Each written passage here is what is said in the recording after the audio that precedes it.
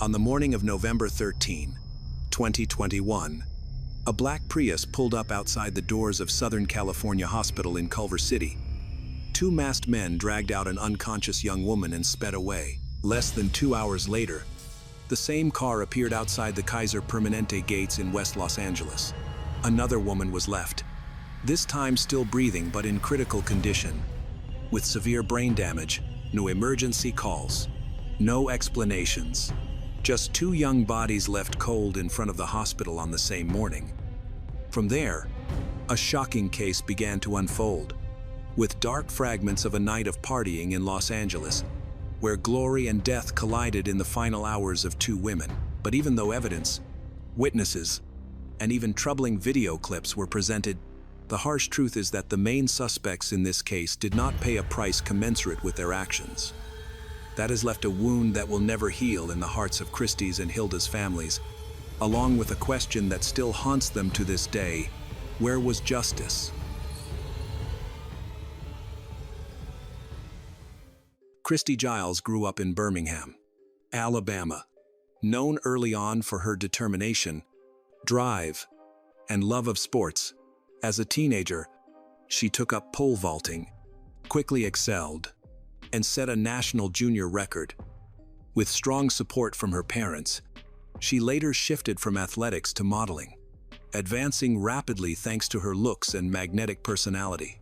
She signed with multiple agencies, booked regular photo shoots, and built a strong social media presence. During this time, Christy married filmmaker and producer Jan Silliers. The two moved to Los Angeles to pursue careers in the entertainment industry. By the age of 24, Christy had built a large network of contacts, a solid portfolio, and a steady job. She felt confident about her future. Hilda Marcela Cabrales was born and raised in Mexico. Her father worked in construction, and her mother was a medical professional. In her family, education was always a top priority. She was a good student and chose architecture as her field of study. Her interests went beyond building design to include urban planning, public spaces, and sustainable development. After graduating in Mexico, she moved to the United States to grow her career. Here, she works for an architectural firm, persistently pursuing her career card and building professional relationships. Hilda is focused, independent, and doesn't like noise, but still attends parties with friends from time to time to relax and keep in touch. Christy and Hilda met in Los Angeles, a crossroads of cultures, languages, and ambition. Despite their different backgrounds, they connected quickly. They bonded over honesty, open-mindedness, and a strong sense of self. They messaged often, made plans, and shared their thoughts. Christy was outgoing and bold, comfortable in the spotlight. Hilda was observant, grounded, and composed. Their contrasting personalities strengthened their connection. They weren't traditional best friends, but they trusted each other. Being together felt effortless. Both were at turning points in their lives and began spending more time side by side, working, visiting galleries, or going to parties. For them, Los Angeles was more than a workplace. It was a place for self-discovery, experimentation, and meeting people from all walks of life. In Los Angeles, anything seemed possible. Until one night, everything changed. The city prided itself on being the land of opportunity, where media, fashion, and entertainment reigned supreme. Ambitious young people from all over the world flocked here to start businesses, network, and make their mark. Christy and Hilda were part of that flow. On November 12, 2021, Christy and Hilda attended an art exhibition in West Hollywood. The event included refreshments, music, and guests from fashion and media. They seemed relaxed and happy. Afterward, they went to Soho House, a private club popular with creative professionals. Entry required membership or an invitation. The atmosphere was lively but intimate. They met friends, chatted, and ordered drinks. Everything seemed normal. They used their phones and shared moments on social media. The club was a stop between the formal event and a late-night gathering. Later, three men, David Pierce, Brant Osborne, and Michael Ansbach, approached Christy and Hilda. They seemed confident and social. They quickly struck up a conversation and invited Christy and Hilda to David's house on Olympic Belvedere. The women hesitated but eventually agreed. Security footage shows them leaving Soho House around 3 a.m. In David's black Prius, the car didn't seem suspicious, and the scene appeared to be a typical night out. Neither Christy and Hilda showed any signs of distress. They seemed calm and in control. No one could have predicted what would happen later. Meeting new people is common in big cities, and usually nothing bad happens. However, in this case, their decision would have serious consequences. David Pierce claimed to be a film director and producer. Brant Osborne said he was a prop assistant in television, and Michael Ansbach presented himself as a photographer. They seemed like typical people connected to the entertainment industry in Los Angeles. Investigators later learned that David had worked in the industry but had limited success. He used social media to create an image of a professional and to connect with models for private gatherings. Several women reported that he had offered them movie roles or invitations to exclusive parties. There had been anonymous complaints about him, but no formal action had been taken.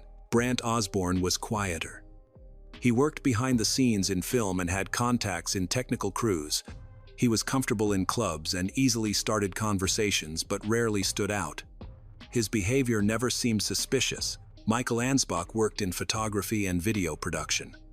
He was generally quiet, speaking less than the others, but participated when necessary. According to investigators, the three men, David, Brant, and Michael, knew each other and had met at industry events. They appeared friendly, showing interest in Christy and Hilda by chatting and asking about their work. They exhibited no aggressive actions or exerted any pressure on the two women. The situation developed rapidly. Within hours, Christy and Hilda, who seemed conscious and in control, became completely unreachable.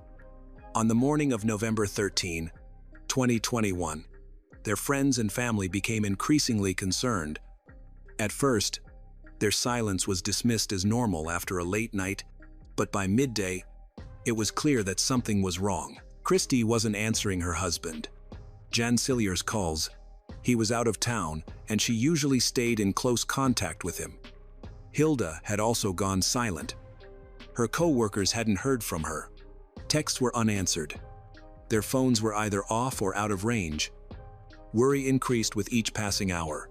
One crucial clue came at 5:30 a.m. when Christy sent a single word, "Help," to a shared iMessage group. It had no location or context. At first, friends thought it might be a mistake. But as the hours passed without further communication, it became a final cry for help.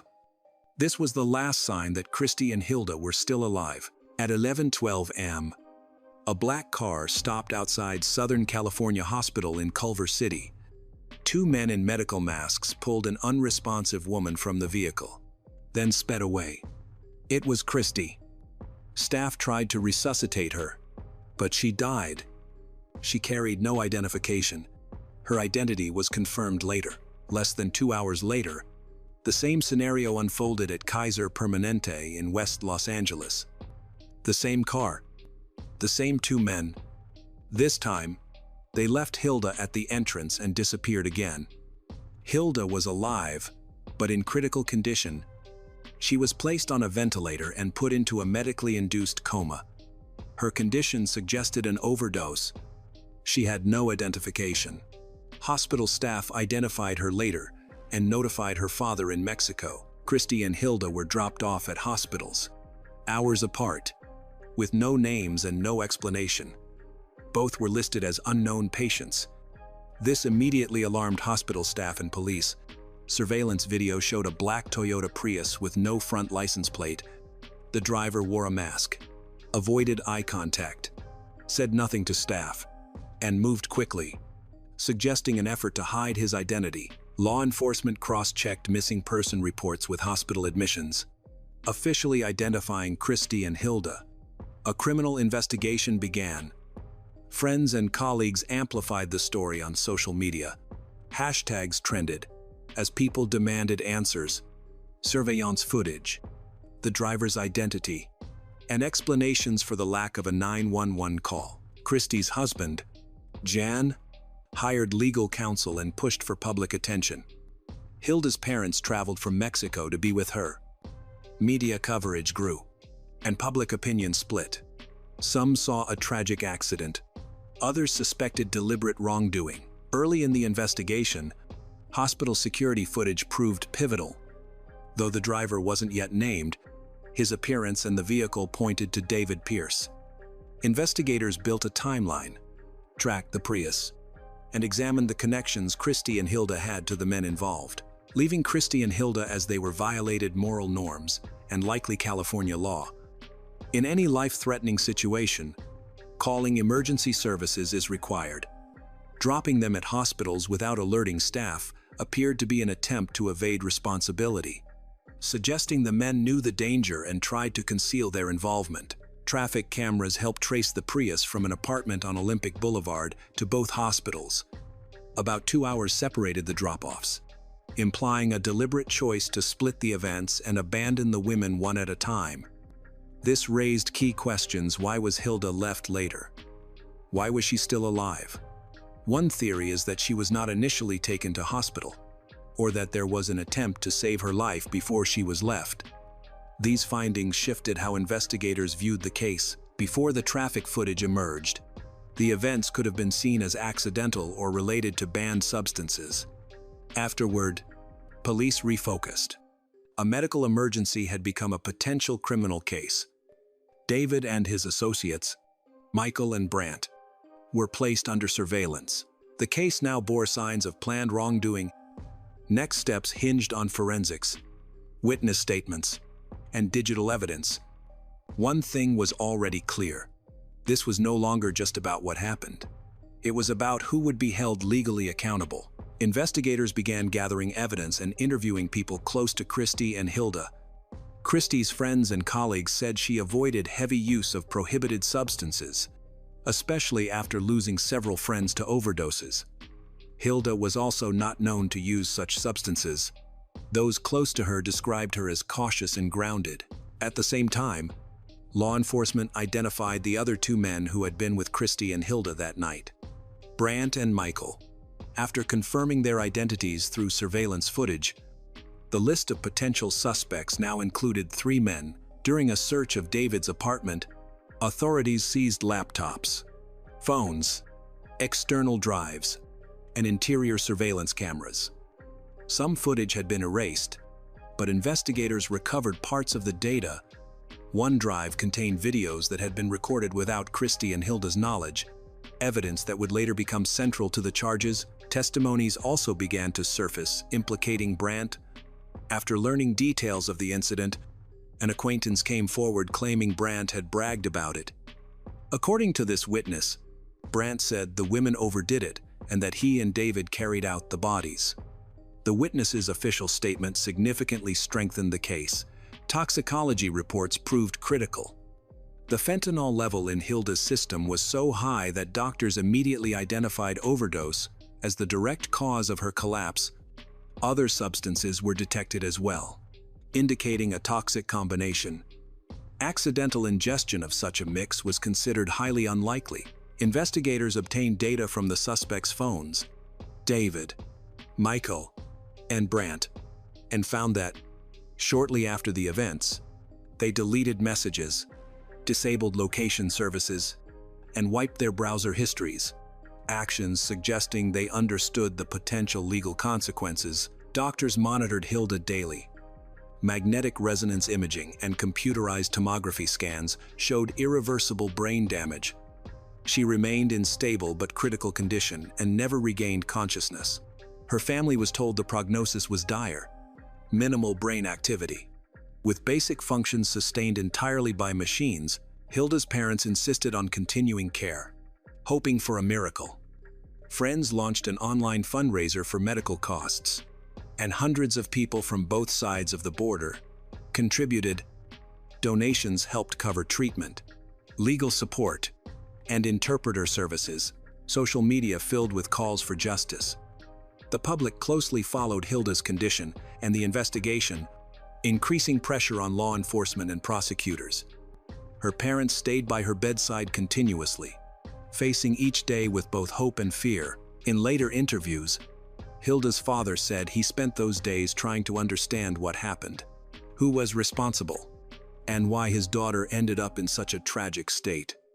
As devastating medical updates continued, the investigation advanced.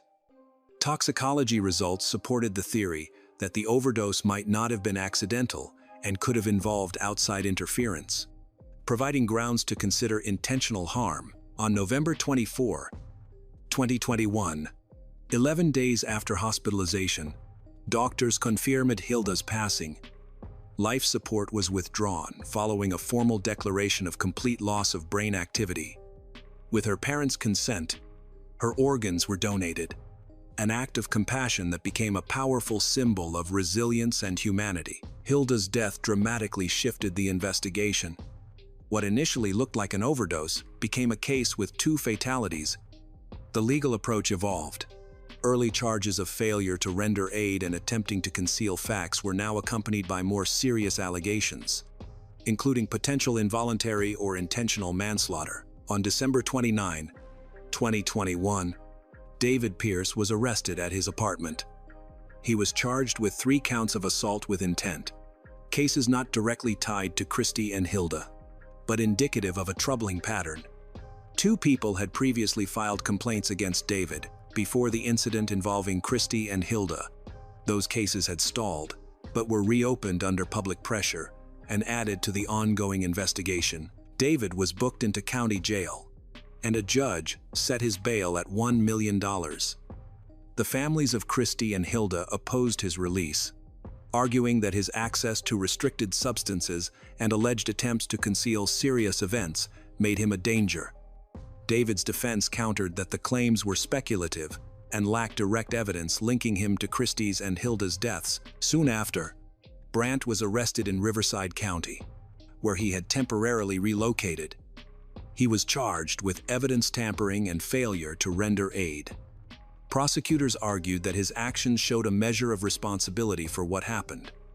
After being transported to Los Angeles, Brandt was questioned and then released on bail. Michael was identified as a third person of interest.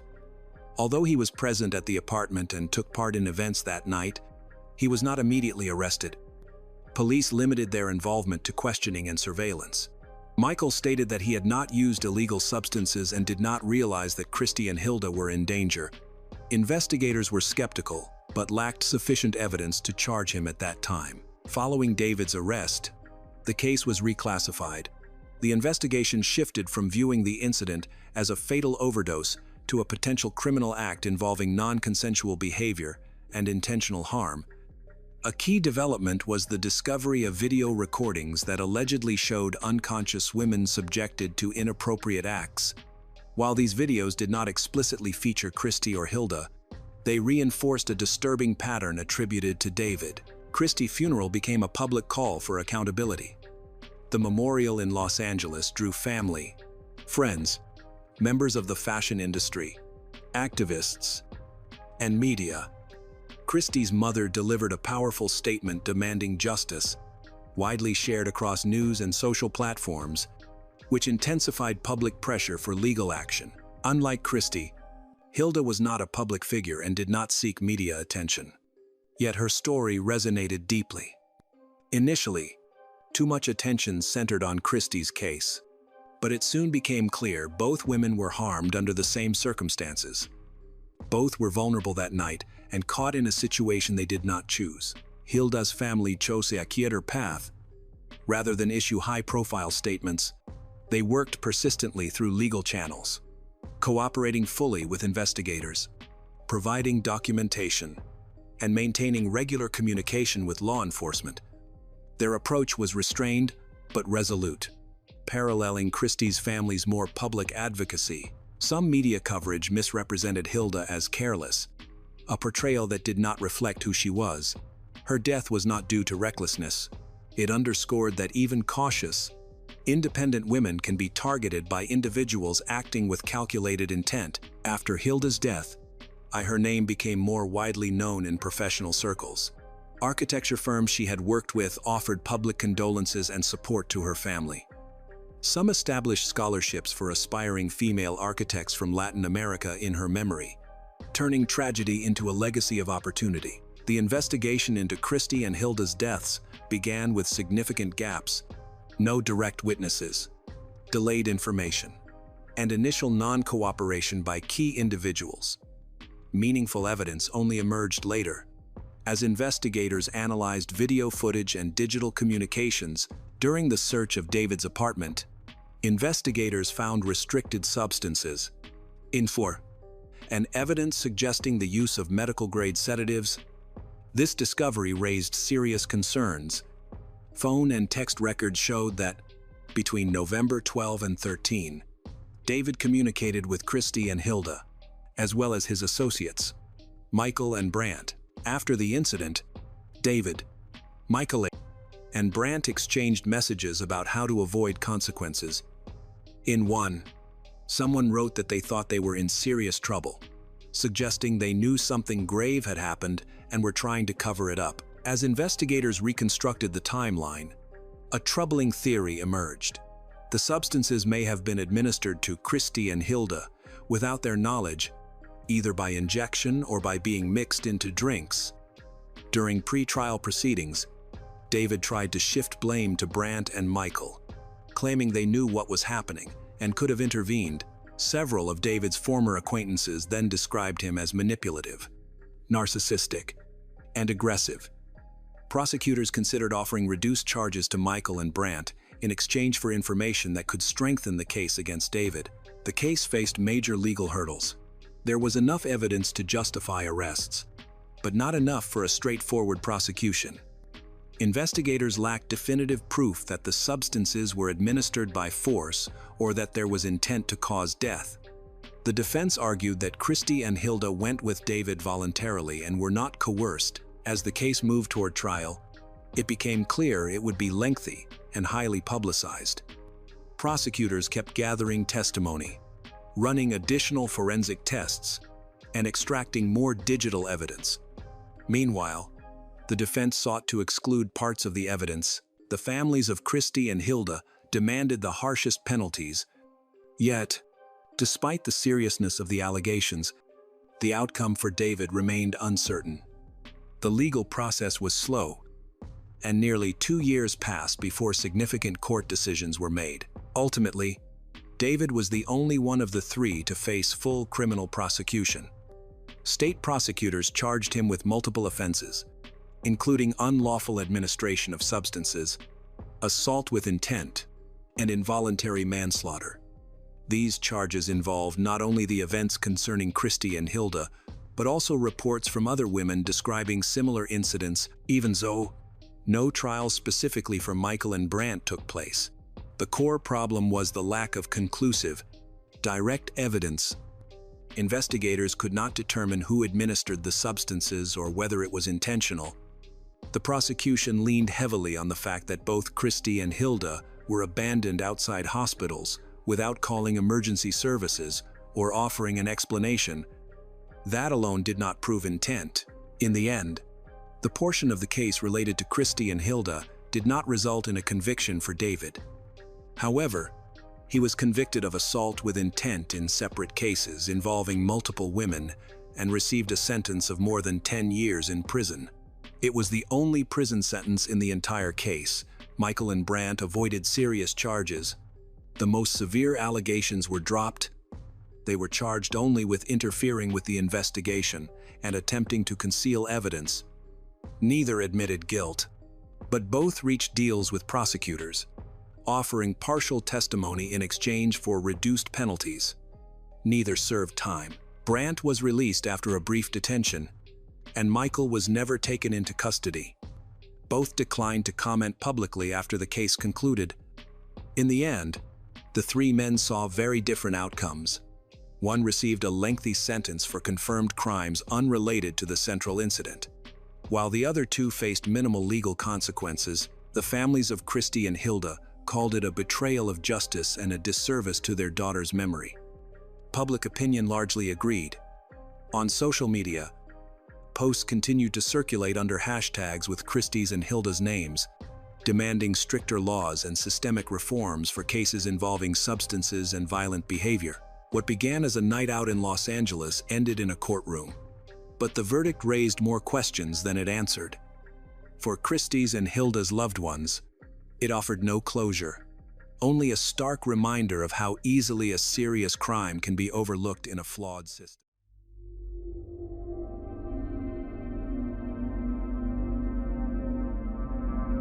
Today, we dive into a case that is as tragic as it is haunting.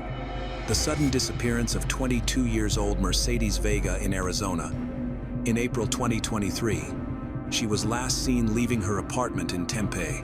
Just hours later, her car was found abandoned, and what investigators uncovered would shock an entire community. Mercedes' story is a chilling reminder of how quickly a normal evening can turn into a nightmare, how safety can be shattered in an instant, and how one young woman's dreams and future were stolen in a way that still demands justice. But the question remains, who was behind this? Was it a random act of violence, or something far more calculated, designed to silence her forever? Watch this video until the end. As we explore Mercedes' final moments together, we'll uncover disturbing evidence and surprising twists that reveal a crime that's darker and more intentional than you could ever imagine. Mercedes Vega was born on March 10, 2001, in Anchorage, Alaska. She loved horses and had a special affection for babies. Finding joy in the simple pleasures of life, in 2007, when she was 6, her mother, Erica, began dating Tom Pillsbury. Over time, she and Tom formed a close bond. Just before Erica and Tom's wedding in 2010, Mercedes gave him a Father's Day card that he still remembers fondly, which said that she loved that he was marrying her mom. This gesture highlighted their strong connection. As she grew up, Mercedes pursued her interests with passion. She played the violin, sang beautifully, and even performed the national anthem at various events. Academically, she excelled, earning straight A's throughout her early school years. Swimming was another of her talents. She felt a strong connection to the ocean, once expressing that her soul belonged in Hawaii. This love for the sea mirrored her free-spirited nature, always seeking places where she felt at peace. Mercedes' family was central to her life. Her parents, Erica and Tom, raised her in a supportive environment, eventually settling in Santan Valley, Arizona. By her early 22nd, Mercedes had moved to Tempe and was living independently in the Aubrey apartments. She worked as an exotic dancer in Phoenix a few nights each week to support herself while pursuing her larger dreams of opening her own gym and becoming a personal trainer. About 3 years before her disappearance, she encountered a traumatic experience. In October 2020, she was the victim of an armed robbery outside her apartment in Phoenix, which led her to relocate to Tempe for a fresh start. She cooperated fully with the police, identified the suspect, and provided an impact statement. This incident showcased her resilience, as she used the experience to strengthen her focus on her independence and ambitions. However, on that ordinary Sunday in April 2023, her life took a tragic turn. On the 16th of April, she had planned to have dinner with friends, a routine social outing amidst her work obligations. However, as the day went on, she informed her friends that she would need to go to the club instead, where she performed a few nights each week. This change in plans became significant, as it marked Mercedes' last known communication. Initially, it seemed like a simple adjustment, but it would later serve as an important detail in the events that unfolded.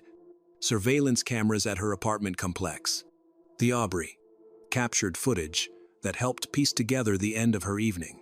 Investigators noted that a white 2018 Chevrolet Malibu with a salvage title, a car not belonging to her, was spotted in the parking garage around 8:45 p.m., lingering in the area. Then, at about 9:15 p.m., Mercedes was seen on surveillance video, walking confidently towards her own vehicle in her assigned parking spot. This would become the last recorded image of her in that familiar place. Later evidence from the scene showed signs of a struggle. Blood was found in the parking lot and on the front passenger seat of the car, suggesting that she had been attacked. As time passed, around 9:25 p.m., cameras in the area captured her car pulling into a nearby lot next to a restaurant called Culinary Dropout. Just a short drive from her apartment, the car was parked improperly, with the keys still inside, suggesting it may have been abandoned in a hurry. As the clock struck midnight on the 17th of April, an alarming situation unfolded far from Tempe. In a remote area of desert along Interstate 10 near Tanipa, about 60 miles west, where traffic becomes sparse and the landscape stretches wide, a passing driver noticed something unusual off the freeway. A vehicle had gone off the road and was in a ditch, with flames flickering inside. Concerned, the driver stopped and called 911 to report what he had seen, providing crucial information for the investigation. During the call, he informed the dispatcher that he wanted to report a car on fire that was off the side of the northbound lanes on Iminus 10 around the 85 mile marker. He stated that it was down in the bushes but that he saw flames inside the vehicle. He also mentioned that there might be people outside the vehicle and that he believed he saw at least one person. This detail suggested some activity around the car just before or during the fire, adding complexity to the investigation. The dispatchers recorded the report and quickly sent emergency crews to the scene, where firefighters worked to extinguish the flames engulfing the Chevrolet Malibu, which had been in Mercedes's garage just hours earlier. After the fire was controlled, responders looked inside the burned car and made a grim discovery: a body in the back seat, severely affected by the heat and smoke. Further examination of the vehicle revealed 2 bottles of bleach in the front seat, lighter fluid, and latex gloves, which indicated possible foul play rather than an accident. The car was not reported stolen, and its salvage status complicated efforts to uncover its history. Authorities secured the area, blocking off the ditch and roadside to collect any evidence the fire hadn't destroyed. Later that same day, they confirmed the victim's identity through fingerprints, linking the case back to Tempe. The victim was identified as Mercedes Vega, who was far from home under mysterious circumstances. Detectives from the Maricopa County Sheriff's Office took over the investigation, analyzing the 911 call for any auditory clues and interviewing the caller for more details about his view of the scene. They carefully mapped out the timeline, starting from garage footage, showing 2 cars leaving together, to the abandoned vehicle near a restaurant where the keys were still inside, and finally to the burning car in the desert. Each aspect raised new questions about how Mercedes had ended up there and what had occurred during those hours. The site itself painted a grim picture. The Chevrolet Malibu was awkwardly positioned in the ditch, with its interior burned and the backseat area showing significant damage. Responders noted the position of the body, observing that it appeared to have been placed there rather than being the result of a crash. The bleach bottles, one of which was partially used, were found in the front area, alongside a container of lighter fluid, suggesting a possible attempt to speed up a fire. Besides the individual who called 911, no other witnesses reported seeing the car on the road, but traffic cameras along Interstate 10 were reviewed for any evidence of its westward journey. Forensic teams examined the Chevrolet Malibu, which was stored in a secure lot, in hopes of collecting DNA and fingerprint evidence from the ashes. The caller mentioned seeing someone outside, prompting searches in the surrounding brush for footprints or discarded items. Though the dry terrain made it difficult to find clear tracks, Mercedes's phone records were subpoenaed to trace her last communications, and investigators inspected her car's interior for clues beyond the bloodstains. That evening, around 7:00 p.m., Mercedes's parents, Erica and Tom, returned home from a vacation in the Caribbean to find police at their door. They asked whether Mercedes lived with them, and after Erica repeatedly questioned if she was okay, they delivered the devastating news of her death. Caught completely off guard, especially after their last phone conversation during their trip, They experienced profound heartbreak, with Erica describing it as feeling like her soul was being ripped out. In their grief, the family shared details about Mercedes's habits to assist investigators in understanding what might have led her into danger that night. With a timeline established for the tragic evening, detectives from the Maricopa County Sheriff's Office faced the challenging task of piecing together how a young woman could disappear from her secure apartment garage and be found in a burned-out car approximately 60 miles away. The investigation continued for months, then years. With many challenges testing their patience and resources, forensic teams meticulously sifted through the ash of the charred Malibu for DNA, fingerprints, and any overlooked items. It was a slow process. The autopsy report from the Maricopa County Medical Examiner's Office was not released until October 2023, 6 months after the body was discovered. It revealed that Mercedes had suffered a gunshot wound to her arm, multiple blows to her head, causing blunt force trauma, and chemical burns from bleach poured on her face and throat. Tragically, she was still alive when the fire started, with the official cause of death listed as smoke inhalation and thermal injuries, classified as a homicide. This delay in the findings added to the frustration, compounded by the slow progress of the case, which saw few public updates for over a year. Investigators interviewed those close to Mercedes. Focusing on her routines and relationships, her parents emphasized her independence and reported no known conflicts in her life. Although they couldn't ignore the lasting impact of a prior armed robbery in Phoenix, they felt that the investigation lagged, partly due to biases. Tom expressed in interviews that her part-time job as a dancer at a club seemed to diminish her importance in the eyes of the police. Sergeant Joaquin Enriquez countered that all cases are treated fairly, regardless of profession. Friends and colleagues from the club spoke highly of her reliability, confirming her last-minute shift plan and noting she had no visible enemies there. They mentioned that she had been cautious after previous incidents, but there were no recent warnings of danger. The investigation turned its focus to Mercedes's past, particularly an armed robbery on October 12, 2020, which had left her so shaken that she moved to Tempe. Early that morning, a man confronted her at gunpoint outside her apartment in Phoenix, demanding her belongings. He got away with cash and personal items. Phoenix police conducted an investigation, and Mercedes fully cooperated, identifying Cujo Young as the robber in a lineup and providing a statement that detailed her trauma. Cujo Young, who faces armed robbery charges, has faced numerous delays in the case, largely due to changing attorneys and negotiating plea deals. He fluctuated between rejecting and accepting plea deals. Mercedes was prepared to testify against him, with a trial date set for mid-April 2023. Court records indicate she was scheduled to testify on April 17, the day her body was discovered, although some reports suggest this was the day before she went missing. The timing of these events raised questions about whether the upcoming testimony influenced the situation. During the crucial hours in April 2023, when Mercedes was kidnapped and murdered, Cujo was not at either location. As records indicate, he was not in custody. Due to delays in a robbery case, he had no confirmed presence in Tempe, where Mercedes was taken, or in Tonopah, where her body was found. Theories of random crime diminished while the idea of a planned attack gained traction. Family and friends emphasized Mercedes's increased caution since 2020, highlighting the importance of her connections. Erica expressed her frustration in the media, suggesting the motive was to prevent testimony. As the investigation progressed, uncovering digital evidence and forensic links, the Maricopa County Sheriff's Office eventually made arrests, revealing long-awaited names. The first significant breakthrough occurred on November 11, 2024, when Sincere Hayes was arrested in Hamilton County, Tennessee. At that time, Sincere, a 22-year-old resident of Chattanooga, was already in custody for unrelated charges.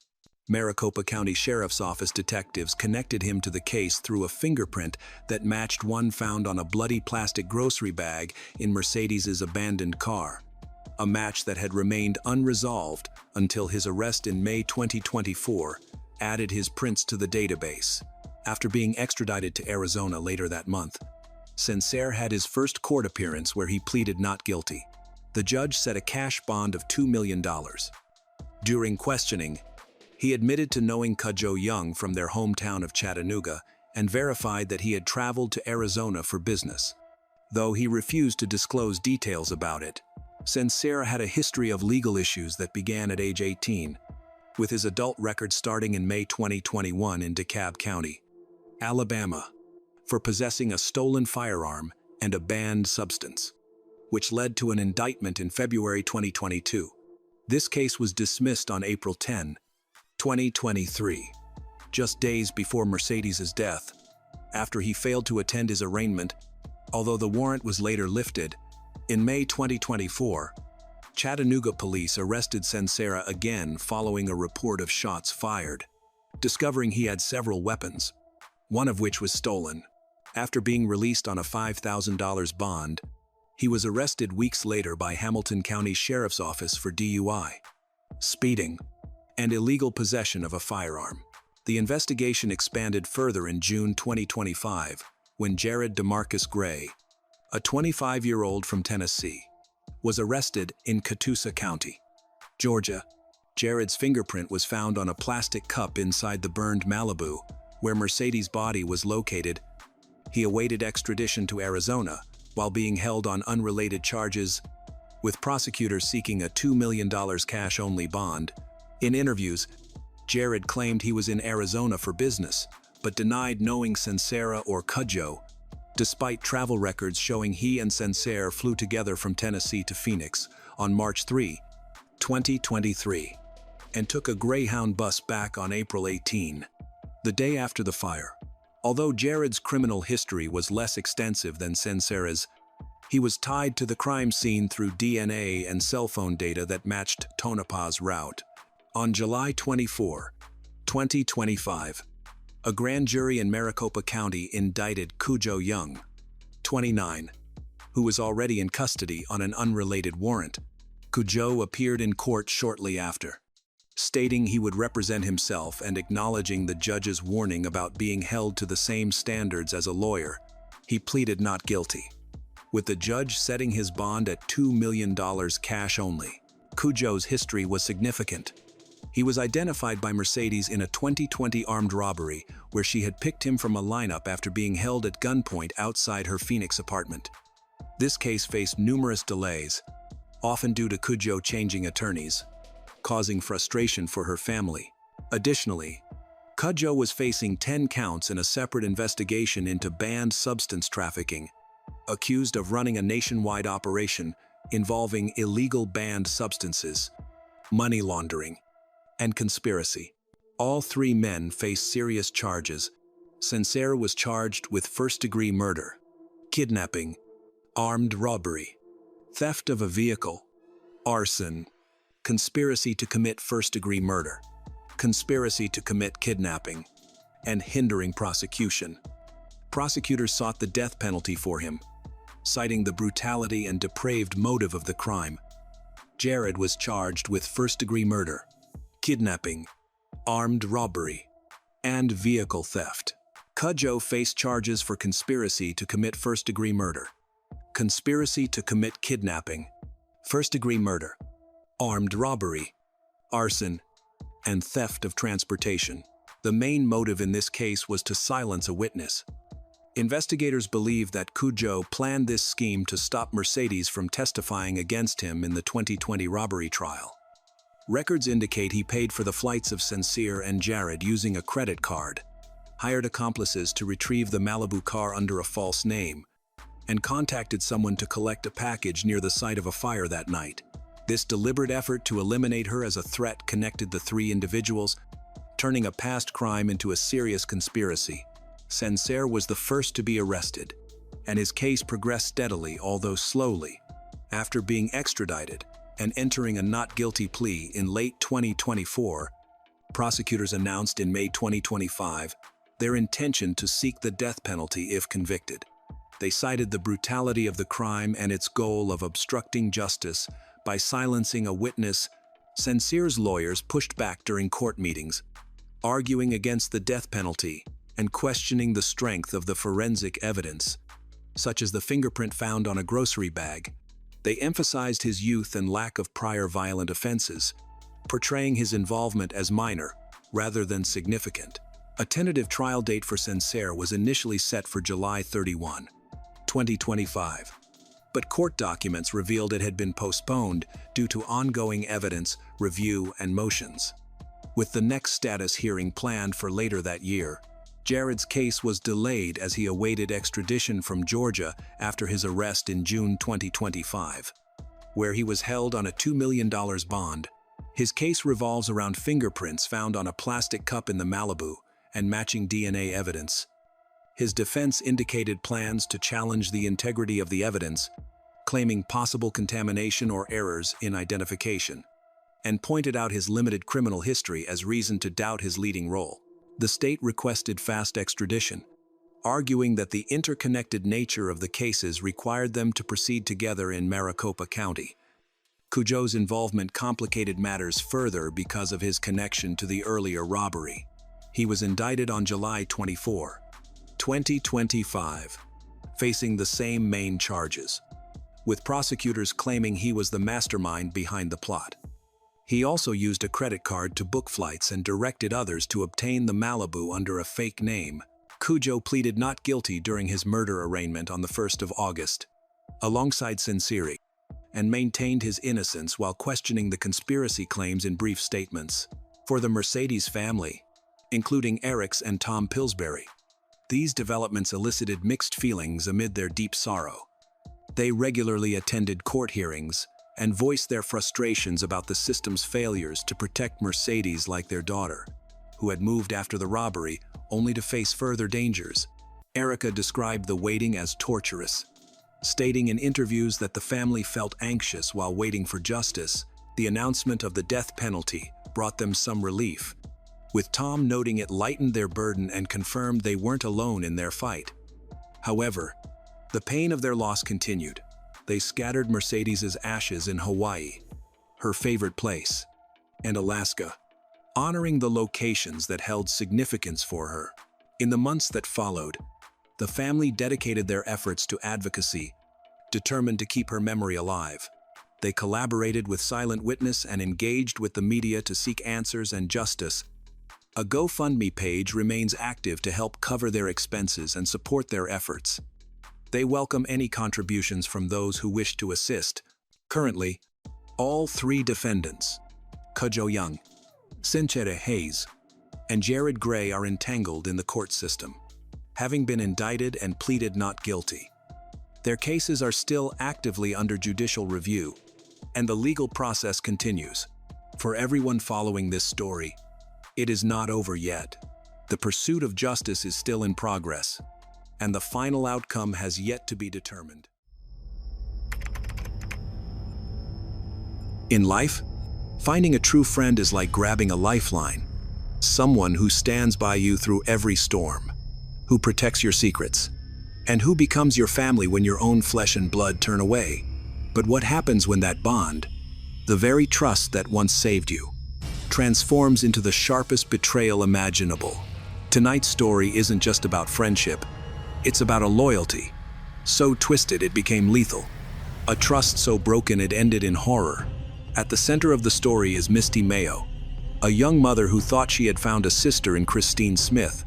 However, she was faced with an unimaginable betrayal, and it ultimately cost her her life. Stay with us, because what you're about to hear is not just a crime. It's a chilling reminder that sometimes the person you trust the most can be the one who destroys you.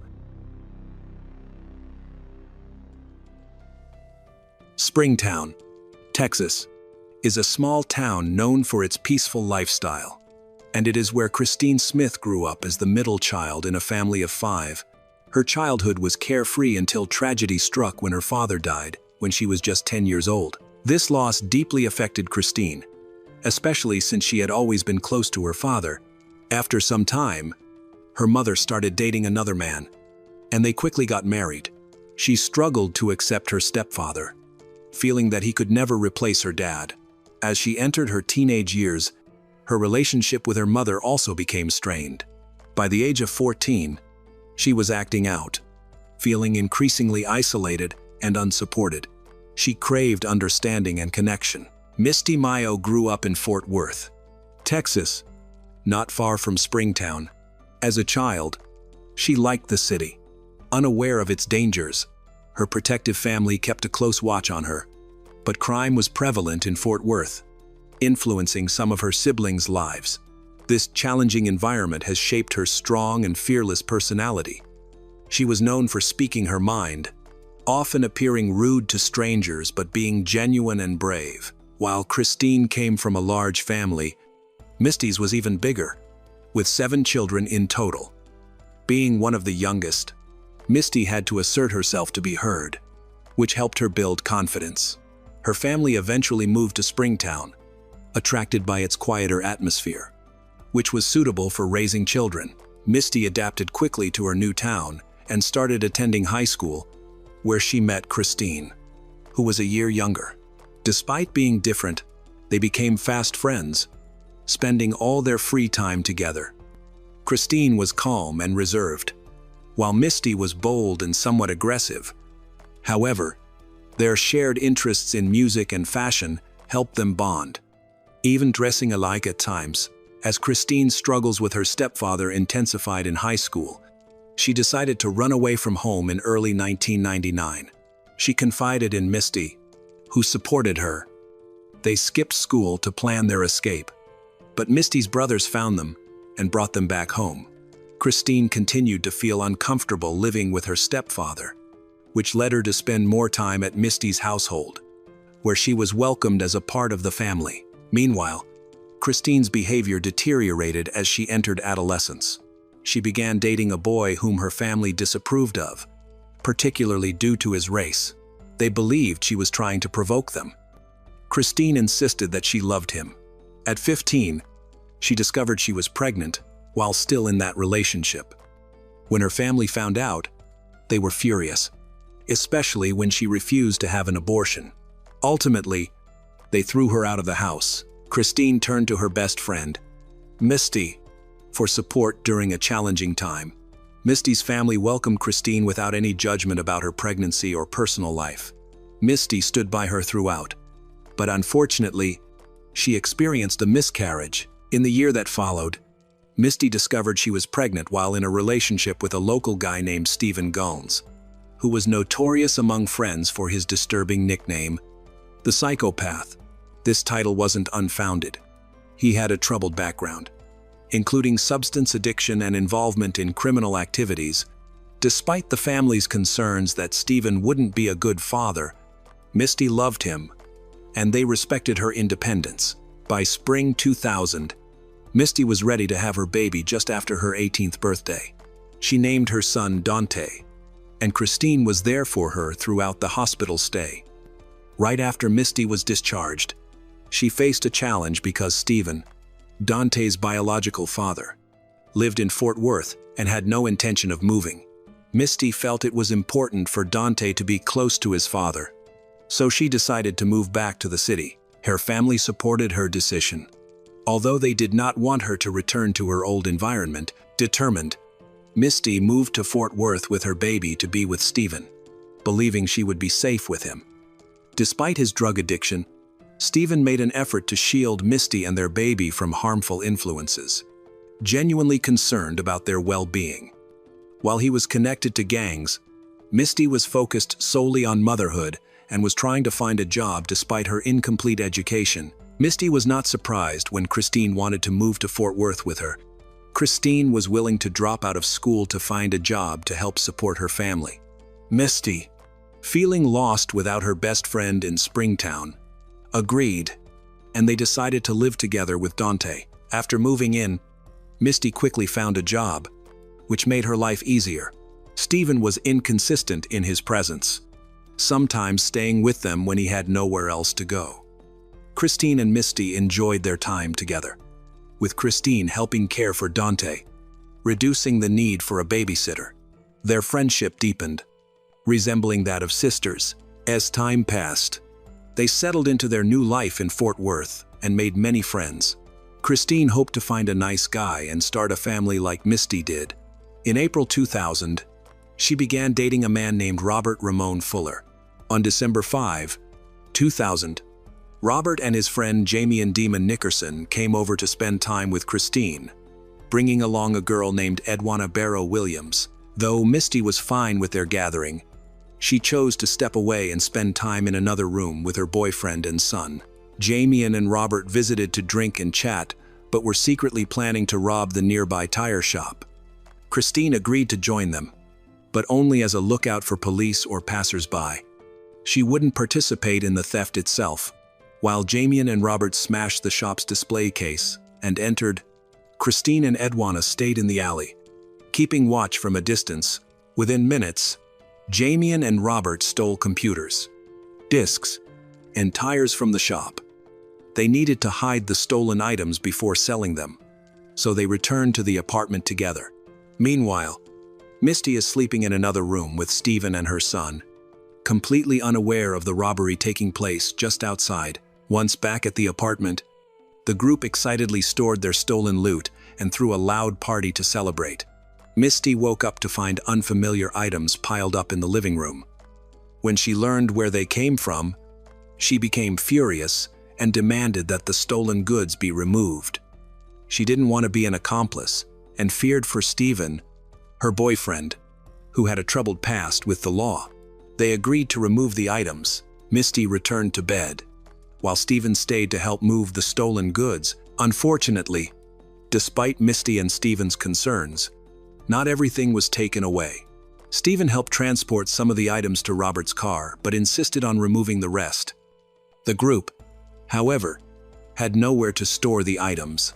They persuaded Stephen to let them keep the stolen goods in the apartment temporarily until they could sell them. The next morning, Misty saw the stolen items again and was angry. Although Stephen calmed her down, she was upset to learn that Christine was involved in the robbery.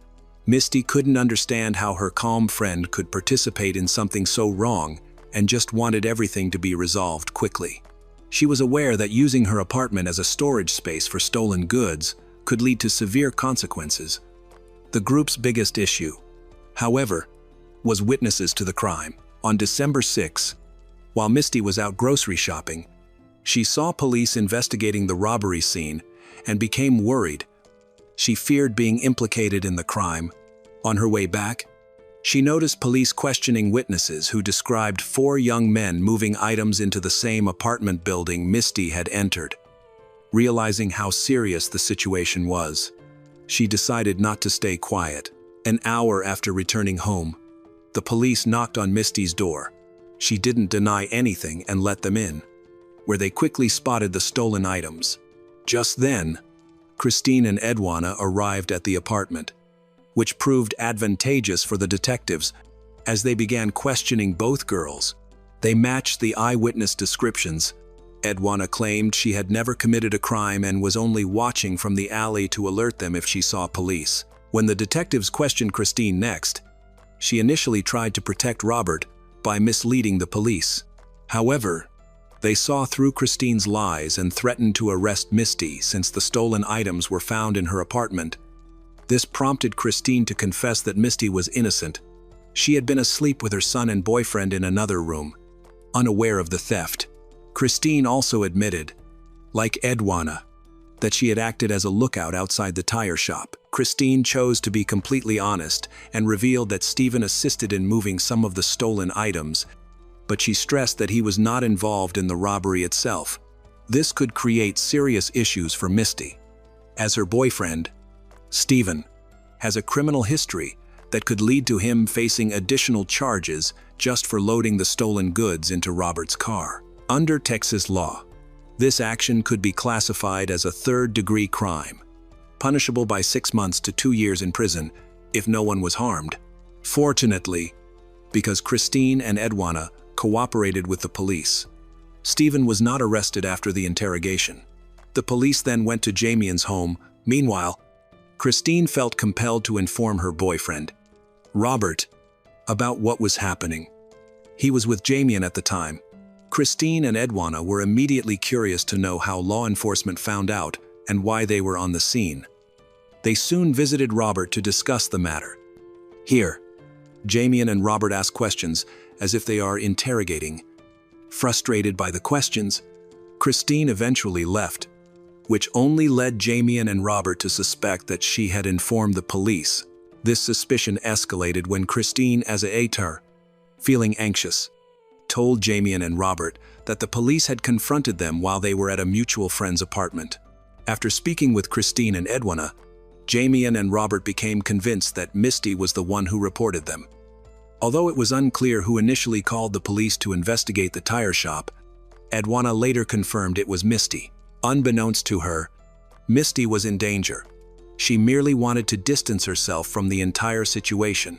Angry with Christine, Misty chose to unwind by going to dinner with her boyfriend, Stephen, on December 7, 2000.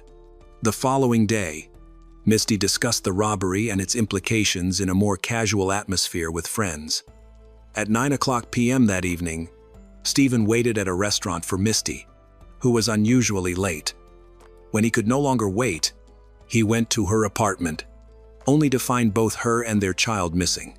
Faced with this unsettling situation, and knowing his friends were under investigation for robbery, he went to the police for help. Detectives quickly launched a search, but it yielded no leads.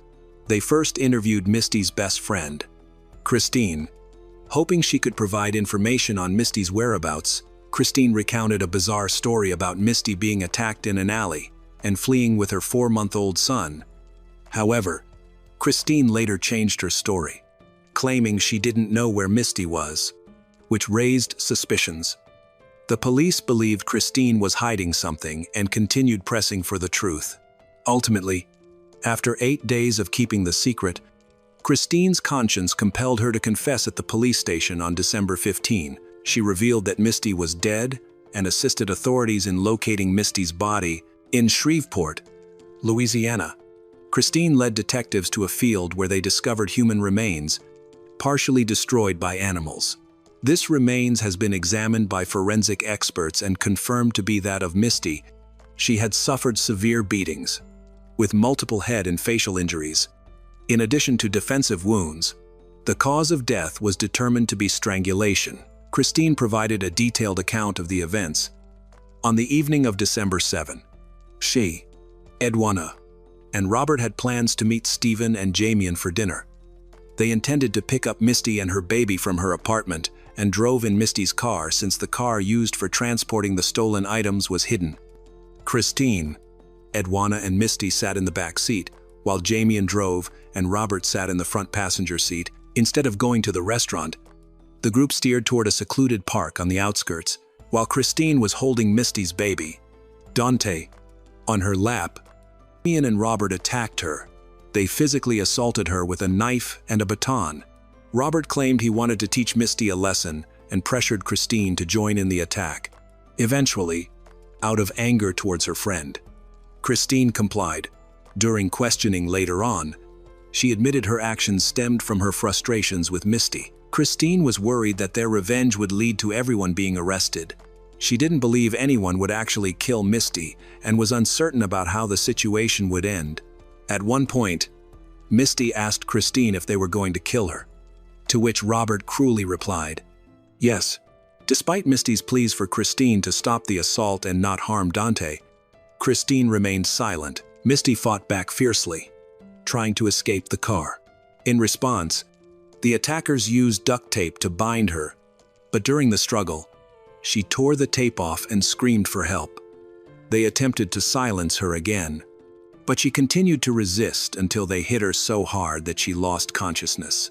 When Misty was incapacitated, they used tape to bind her mouth and nose.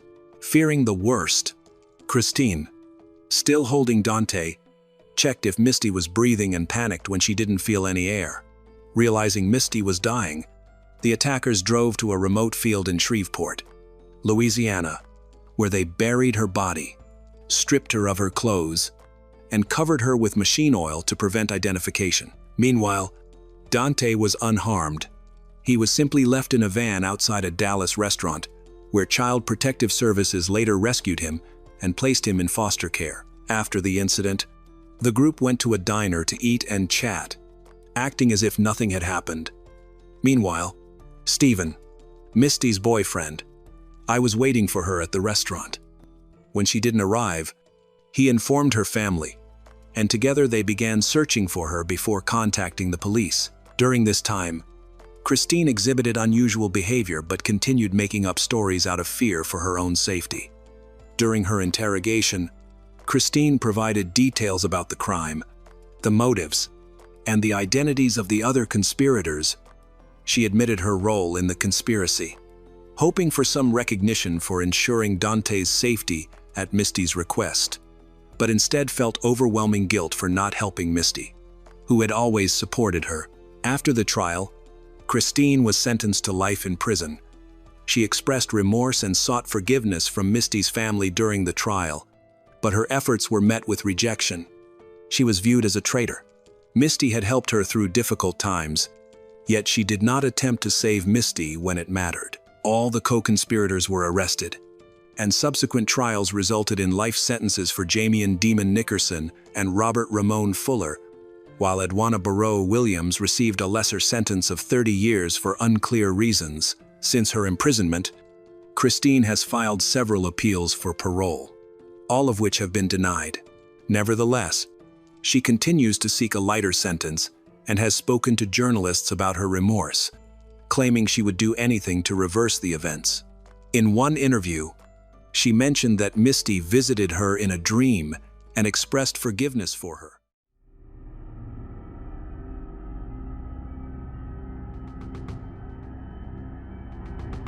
The police officers entering the apartment were struck by a strong smell of antiseptic. Inside, they found the body of a young woman on the floor. She had been badly abused. Her head was shaved. Her face was bruised. She was missing teeth, and her skin has many burns.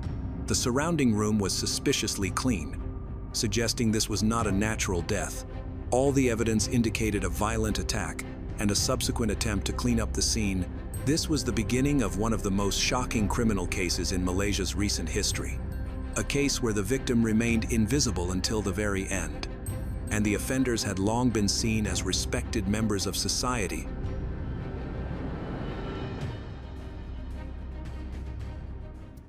Etika Siti Nurashikin Mode, Sulong and Mohammed Ambre Yunus resided in a high-end residential area in Penampang, Kota Kinabalu, the capital of Sabah. Their house and appearance were unremarkable. They were perceived by their neighbors as a rich, polite, and caring family with 3 children. They often spoke about their twin sons, who had autism, presenting themselves as loving and devoted parents. In 2012, Etika became famous throughout Malaysia after reaching the finals of MasterChef Malaysia Season 2. People who watched the show liked her calm personality, confidence, friendly smile, and graceful behavior, which made her very popular. Even after the show was over, she stayed popular, and people continued to see her as a well-mannered, educated woman. Outside of television, she had an impressive professional background. She graduated from the University of Toronto with a degree in mining engineering and worked as an engineer for Petroleum Nasional Berhad, one of Malaysia's largest state-owned companies. This provided her with both a stable income and a respected standing in her field. Her husband, Mohammed, was a contractor who worked with the local government on construction and technical projects. In professional circles, he was considered reliable and efficient. Though not a public figure, he was known as a man of action whose business connections secured the family's comfortable lifestyle. They seemed like a stable, respectable, and ideal family. The mother was smart, the father was rich, and their sons were well cared for. They actively used social media to share happy family moments and participated in charity, especially supporting neurodiversity and young people with special needs. Their appearance convinced everyone, friends, neighbors, and online followers, that everything was fine. For a long time, this public image worked flawlessly, serving both as a shield against unwanted questions and as a way to build trust within the community. At the time, no one understood that a much more sinister truth lay hidden beneath the carefully constructed surface. Nur Afia Daeng Damin was born poor and immediately faced the challenges of being a woman forced to find work in another country. Like many Southeast Asian women who migrate for work, she left her rural home seeking a stable income and was prepared to accept difficult working conditions. However, her situation was especially complex. Even her nationality was uncertain. One source says Nur was from Bulukumba, a city on the Indonesian island of Sulawesi. Her husband, Askari, told a British news source this. This idea is supported by claims that she was Bugis, an ethnic group present in both Indonesia and Malaysia, but conflicting details quickly surfaced. Indonesia's foreign ministry said they had no official proof she was an Indonesian citizen. Also, Malaysian documents related to the case didn't clear things up. Although the documents indicated she might be Malaysian, neither Indonesia nor Malaysia accepted responsibility for protecting her. This uncertain legal status created significant problems for her. Because she wasn't officially recognized as an Indonesian citizen, the Indonesian embassy wasn't required to help her. Furthermore, Malaysia didn't consider her a vulnerable migrant needing protection. Another reason Nur felt isolated was because she was far from her family. She lived an 8-hour drive away from her husband and had trouble communicating with him. People later said they hadn't been in contact for months. Furthermore, her employers held her important documents, like her ID card. This prevented her from traveling or getting assistance. As a foreign domestic worker, Nur did not enjoy the rights and protections afforded to citizens, or even guests. This vulnerability significantly impacted her situation. At the time of the incident, Nur worked as a housekeeper for Atika and Mohammed. She lived in their apartment. She was the only adult in the apartment who was not related to the family. In Malaysia, domestic workers are tied to a single employer. Their visa and work permit are specifically linked to that employer, making it illegal to change jobs without the employer's permission. If a worker complains or leaves without consent, they risk losing their legal status and being deported. This system can leave workers vulnerable to abuse, as they have limited avenues for seeking help. Often, the workers' living and working conditions within the employer's home are not monitored or questioned by others. While officially employed by a seemingly reputable family, the worker may be isolated, unable to communicate freely, and lacking proper legal protection. Nur wasn't sent to the store or allowed to go out with the family's sons. Her being constantly at home became normal, and no one suspected anything wrong. On the 13th of December, 2021, Atika and Mohammed walked into the Kota Kinabalu police station. They claimed they had just returned from a trip and found their housekeeper unresponsive. From the very first minutes, officers on duty were uneasy about the couple's behavior. Their accounts sounded rehearsed, and their emotions appeared unnatural. They claimed they didn't see anything strange occurring in their house. They spoke of the victim as if they were a family member, voiced worry, and stated they desired to know what happened. The investigative team immediately went to the scene, but it didn't match Atika and Mohammed's story. The advanced state of decomposition indicated she had died days earlier, casting serious doubt on their version of events. Forensic experts estimated the death had occurred several days before their arrival at the station. Early lab results supported this timeline. Further suspicion arose when officers noted that the victim's head had been shaved and she was found without clothing. These circumstances couldn't be explained by natural causes or any genuine attempt at medical aid. More likely, they were deliberate actions meant to alter her appearance and conceal evidence. When questioned, both Atika and Mohammed rigidly stuck to the same phrasing, never deviating from their original script, which only heightened suspicion. Police initiated their arrest on suspicion of providing false statements and tampering with a potential crime scene. Forensic examination results showed that Nurafia Dangdaman suffered 8 soft tissue injuries to her mouth, injuries to 6 incisors, including the left central incisor and left lateral incisor, showed signs of being clamped. The gums were lacerated, indicating that the injuries occurred close to the time of death. The pain level was described as 10 out of 10 due to the lack of local anesthesia. On the 20th of December, 2021, just 1 week after Atika and Mohammed arrest, the first phase of court proceedings began. The defense. However, I filed a request for Atika to be released on bail. Her lawyers cited her role as a mother of 3 and unexpectedly presented a medical document claiming she had psycho-emotional conditions that, in their view, would worsen in detention. This document had not been part of the original case file, and no such information had previously been reported about her. The judge granted the request, setting bail at 30,000 Malaysian ringgit. Atika was released and returned home to live with her sons. The decision sparked public outrage. During the investigation, investigators found dozens of videos on the seized phones from Atika and Mohammed. They captured scenes from inside the family's apartment. None of the footage was from hidden cameras. Every clip had been recorded deliberately at close range by the people involved. The videos showed moments of physical aggression toward Noor, laughter, mocking remarks, and comments in the background suggested that what was happening was treated as entertainment. One of the first videos analyzed showed Noor standing against a wall, trying to shield herself from blows. In the background, a woman's laughter could be heard. Off-camera comments accompanied acts of physical force, slaps, shoves, and blows to her torso. In another clip, she was doused with boiling water.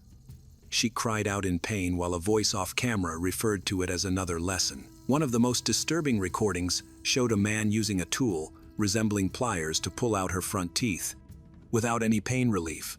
The recording captures sounds of pained cries and sobbing. The accompanying comments displayed no empathy. Instead, they suggested satisfaction with what was happening. The forensic medical review confirmed the authenticity of the recordings.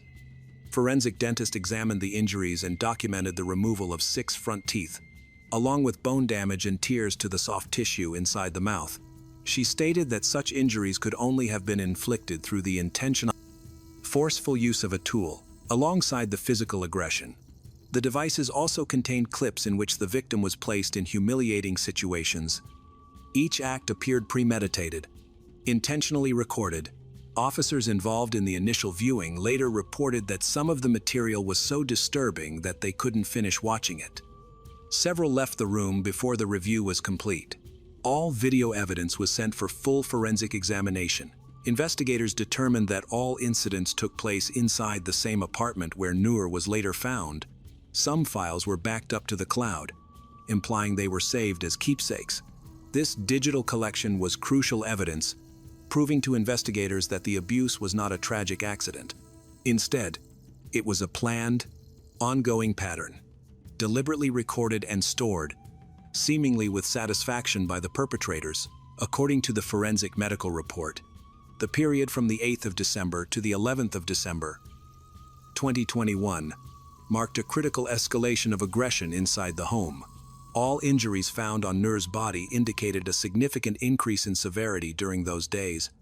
While earlier wounds showed different stages of healing, the injuries from the end of the first week of December were fresh, acute, and numerous. The forensic pathologist confirmed that during this period, Noor endured intense physical force, using both blunt and hard objects.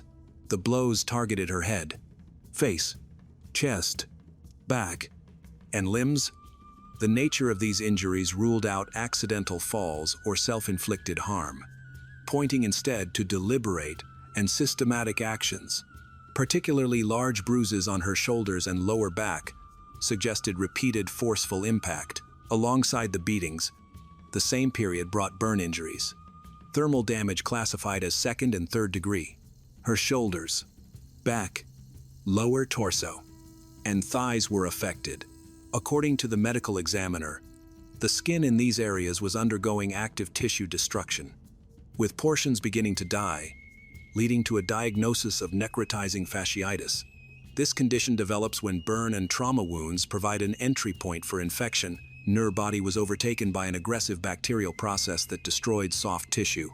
The critical point came when the infection entered her bloodstream, triggering sepsis, a dangerous systemic reaction that can lead to organ failure. The medical review confirmed that her death was not instantaneous but the result of a slow physical decline, exacerbated by the complete lack of medical attention, isolated and denied treatment, or the ability to seek help. Nur spent her final days in mounting pain as the infection spread. Disinfectant was sprayed in the room to mask the stench. In October 2022, Mohammed's lawyers argued in court that the investigation against him was taking too long and that he hadn't been formally charged. The court agreed with these arguments and granted him bail. As a result, both suspects in a serious criminal case were back in the community less than a year after their arrests. The public reacted quickly and strongly. Social media was flooded with thousands of posts criticizing the justice system. People questioned whether the court was fair, suggesting the accused person's social status, reputation, and connections influenced the decision. In response, organizations advocating for the rights of migrant and domestic workers issued open letters to the Ministry of Justice and the Attorney General's office. These letters highlighted the discriminatory nature of the case, where the victim had been denied civil protections while the accused benefited from substantial social influence. Media coverage included direct allegations of selective justice. This episode became a clear example of systemic vulnerability. The prosecution insisted on the immediate detention of the suspects, but legal maneuvering and the defense's strategic arguments delayed any punishment. After Atika and Mohammed were released, the case stalled. The investigation ended. No one was charged with homicide. Nur's family had no legal representation in Malaysia, making it very difficult for them to follow the case. Because Nur's citizenship was unconfirmed, she had no diplomatic protection. This lack of protection allowed Malaysian authorities to proceed slowly. Meanwhile, the defendant's family seemed to continue their lives as normal. Social media showed pictures of their sons, vacations, and everyday family activities. Although some information was made private, it appeared that their lives had not changed significantly. They could travel, I had access to resources, and were not under house arrest. Over time, public attention faded. News outlets shifted to other stories, and the case gradually disappeared from the headlines. Petitions and appeals that had once gathered tens of thousands of signatures stopped gaining momentum. This gave the accused a sense of security. Neither made any public apology or offered an explanation for what had happened. The case remained open until 2023. 18 months after Nur's death, the case went to trial, with Atika and Mohammed charged with premeditated murder. Their trial in the High Court of Sabah attracted considerable media and public interest. However, the trial was not broadcast live, and public access to documents was restricted. The trial focused on each defendant's role. Atika was portrayed as the instigator and leader, directing the events and physically assaulting Nur. Mohammed was accused of assisting in the crime, participating in specific events, and helping to cover up evidence after Nur's death. In court, both defendants remained composed. Atika refused to comment, stating only that she had no intention of killing anyone. Mohammed also refrained from making statements, but his facial expressions and demeanor betrayed no signs of remorse. The trial lasted several months. Public attention would spike each time local media published short summaries of the hearings. Civil society groups and human rights organizations continued to monitor the case, insisting on transparency and opposing any attempt to downgrade the charges. In July 2023, following a lengthy trial involving hearings, evidence review, and expert testimony, the judge announced the final verdict. Atika Siti Nura Shakeen Mod Sulong was found guilty of premeditated murder committed with extreme cruelty. The court stated that her actions were planned, methodical, and intended to inflict the greatest possible suffering on Nur. Mohammed Ambre Yunus was found guilty of being an accomplice. The court concluded that he actively supported the crime and directly participated in the abuse. Although Atika bore the primary responsibility, the judge stressed that Mohammed's involvement was significant. Both Atika and Mohammed were sentenced to death by hanging, the maximum punishment under Malaysian law for premeditated murder. The judge emphasized that their actions not only harmed Nur and her family, but also damaged confidence in the domestic employment system and the legal safeguards for vulnerable people. Following the sentencing, the defense announced plans to appeal. However, as of the end of 2023, the verdict remained in place. Advocacy groups observing the case expressed relief that justice had ultimately been served, despite the lengthy delays and attempts to influence the investigation. After the trial, a delicate issue arose: what to do with the body of Nur.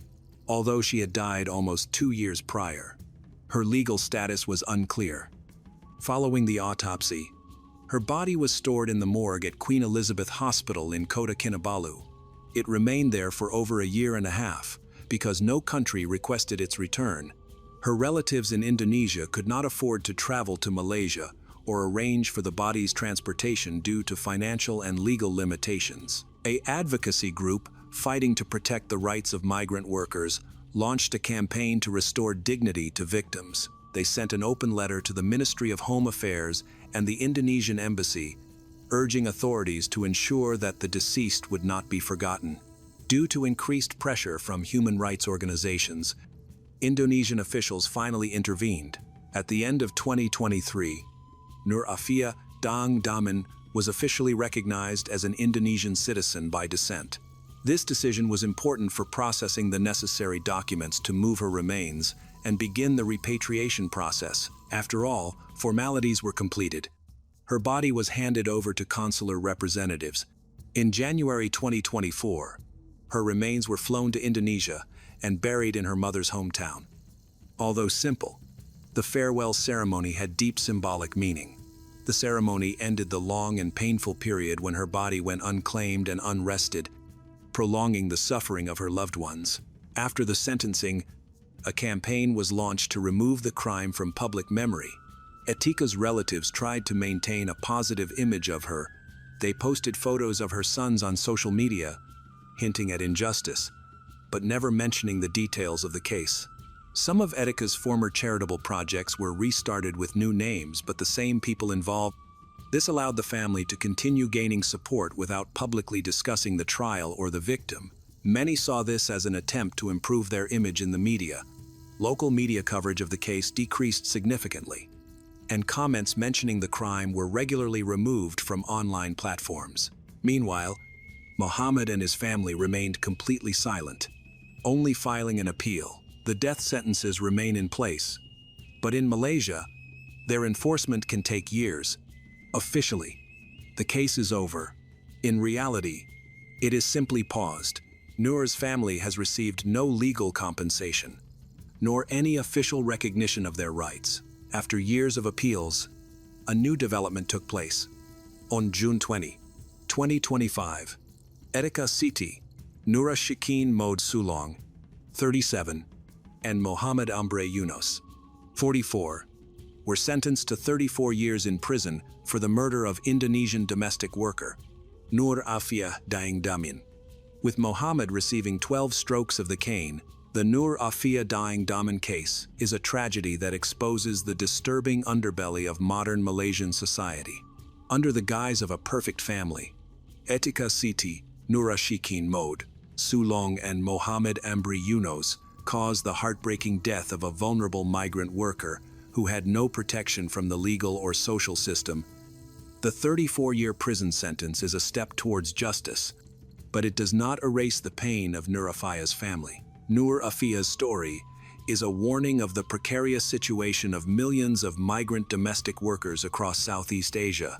Her ambiguous legal status, dependence on her employer, and lack of supervision pushed her into a cycle of abuse with no way out. The case has sparked heated debates about labor law reform, calling for better protections for migrant workers, including access to legal aid, monitoring of working conditions, and the removal of regulations that tie them to a single employer. The case has also highlighted the power of digital evidence in exposing crimes, but it has also raised questions about how easily societies can be fooled by the perfect images on social media. Etika and Mohammed's ideal family image masked a horrifying truth, leaving the community unaware of the signs until it was too late. Human rights organizations continue to call for transparency and accountability, ensuring that similar tragedies are not forgotten. While justice has been served, the journey to change is far from over, and efforts to reform the system have been slow. The Nur Afia Dang Daman case is not just a story of a crime, but a call to action, to build a more just society, where the most vulnerable are protected and respected. Only when these changes become a reality can Nur Afaya's tragedy find true meaning, ensuring that she is not forgotten and that her story will spur a better future.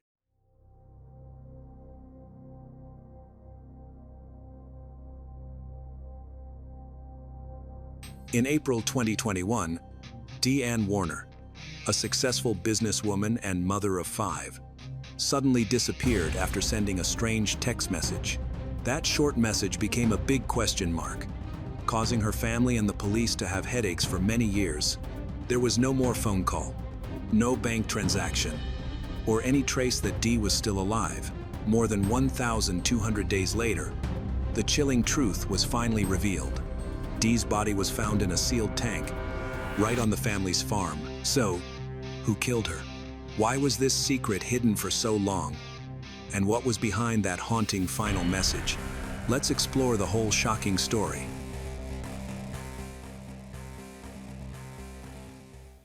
On Saturday, the 24th of April, 2021, Deanne Warner, age 52, woke up with a difficult decision weighing on her.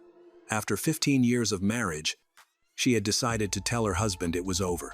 Her family had lived in Lenawee County, Michigan, for 5 generations, where she grew up in a tight-knit farming community. However, she now felt trapped by the rural life that once comforted her. Born in 1968, Dee had always displayed an entrepreneurial spirit that set her apart. She had built DDW Investments LLC from the ground up, creating a thriving trucking company that operated from the barns in her backyard. Her success had earned her respect throughout the community, where she was known for her infectious smile and generous heart. On that Saturday, Dee had an appointment to get her eyelashes done. At the salon, the esthetician noticed that Dee was crying, and her eyes were puffy and swollen, so they had to reschedule to another day. She was upset because of an argument with her husband, Dale John Warner. Despite being emotional, Dee scheduled another appointment for the following week. That day, Dee visited her older children. She saw her daughter, Amber, and then spent the late morning with her son, Zach. At Amber's house, Zach noticed right away that Dee was upset and had been crying. Later, Dee took her youngest daughter, 9, to a soccer game, trying to act normal, despite her distress. While she seemed like any other cheering parent, she was inwardly bracing herself for a difficult situation. Earlier that Saturday, Dee told her daughter Rickle that she was afraid of her husband. That same day, Dee told several people, including her adult children, that she wanted a divorce. She texted her son Zach, saying she was done with this and would give him her share of the businesses. But Dee's day was about to get much worse. That evening, she had a tense argument with her husband, Dale, and their employee, Nank, about the trucking business. The argument focused on how the business was run and its finances. Dee felt that Nank was betraying her. While Dale consistently took Nank's side, Nank had worked for the businesses since the mid-2002 and had eventually become the manager of the trucking operations. Dee suspected that Nank was working against her, making decisions without her knowledge, and weakening her control over her own company. At 8:34 p.m., Dee sent her 9-year-old daughter, Angelina, to a friend's house for the weekend, wanting to shield her from the upcoming argument. As evening arrived at the Warner residence, the atmosphere was thick with tension. Dee had spent the entire day bracing herself for this confrontation, but she couldn't have fully anticipated what was about to happen. Dale Warner, a 56-year-old man, was used to being in charge. Throughout their 15-year marriage, he had cut Dee off from her friends and family, and kept tabs on her constantly. He had put trackers on her car, insisted on seeing her phone, used threats and violence to control her. The argument that night was different from any they'd had before. Dale later told investigators that they argued about money and cheating, calling it the worst fight of his life. Earlier that day, Dee exchanged text messages with her business manager, Suzanne Wilhelm, regarding problems with Nank. Suzanne later testified that In their text conversation about Nank and Dale, Dee said she was hyperventilating and vomiting. Dee also told Suzanne that she wanted to sell all of their assets. This conversation showed how desperate Dee was. She was considering not only leaving Dale, but also selling everything they owned together to start fresh. For Dale, who considered his wife as property instead of an equal partner. This was the ultimate betrayal. At 10:24 p.m., Dee's friend texted her to check in. Dee didn't respond for 29 long minutes. Finally, at 10:53 p.m., she replied with only one emotionless letter. K. Private investigator Billy Little, who later assisted Dee's family, understood the importance of Dee's text message. He said Dee was usually very communicative and texted often, but she never used the single letter K in her replies. This message troubled investigators for a long time because it was so unlike Dee that her family instantly knew something was seriously wrong. Unfortunately, by that point, it was too late. According to Dale's version of events, a story that would change multiple times over the coming months. He and Dee somehow reconciled by the end of the night. He claimed that Dee fell asleep on the living room floor while he was giving her a massage for her chronically sore neck, and that he then carried her to the couch before going to bed himself. But investigators would later discover that this story was just the first of many lies Dale would tell about that night. Looking back, the warning signs had been there all along. Dale said that on Sunday, the 25th of April, 2021, Dale left for work at 6:30 a.m. Dee was asleep on the couch, snoring. Investigators later found that this detail, among others in Dale's story, didn't quite add up. That day, around 9:00 a.m., Dee's adult daughter, Rachel, arrived at the family farm with her boyfriend and young daughter for their usual Sunday breakfast. They had been doing this every week for years, enjoying a meal together as a family. However, when they knocked, no one answered. They called for Dee, but the house was silent. This was unusual because Dee never missed their Sunday breakfasts and always answered the door when Raquel arrived. When Raquel finally tracked down Dale, what happened next would chill her to the bone.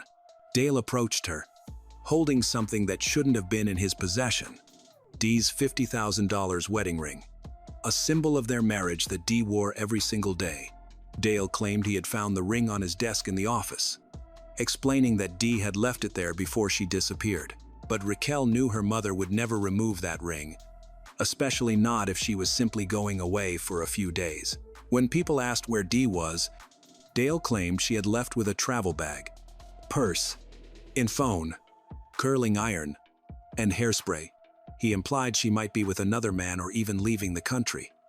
However, this story didn't make sense because both of Dee's cars were still there, one in the garage at home and another at her office nearby. How could she have left without a car? More disturbing was what Dale told investigators about Dee's supposed escape plan. He claimed she had a secret phone that she used for clandestine activities. Deputy Hall captured Dale's exact words on body cam footage.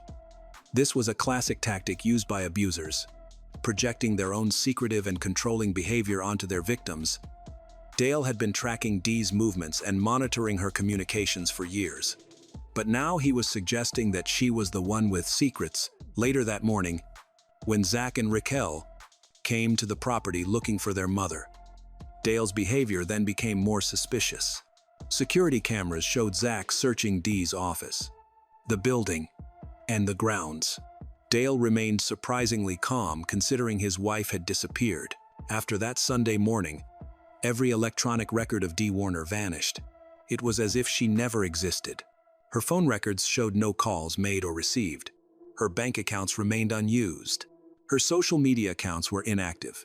There was no sign she had used her credit cards, contacted anyone, or logged into her online accounts. Dee's cell phone switched from Wi-Fi to cellular data around 11:00 p.m. on the 24th of April, and then completely shut off at 2:30 a.m. on the 25th of April. After that, there was no activity whatsoever. This sudden silence was especially noticeable because she was always in contact with her business and family. To understand what happened to Dee Warner, One needs to understand the life she was desperately trying to escape. This wasn't just a marriage gone wrong. It was a carefully constructed prison that had taken years to build. Raquel would later testify in court that her mother was trapped in an extremely toxic relationship with Dale Warner. She described a household filled with constant tension, with frequent yelling, cursing, and slamming of objects. Dale's abuse wasn't just limited to yelling and slamming doors. He reportedly stalked Dee in person and online. He is said to have put tracking devices on her car and demanded to see her private messages. Raquel testified that her mother showed her the tracking device Dale had put on her car.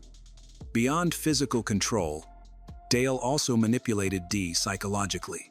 He made her believe she needed him to survive, that her business depended on him, and that she would lose everything if she left. In December 2020, 4 months before she disappeared, Dee tried to leave Dale. She told a friend that when she attempted to leave, Dale insulted her and threw her into a dresser.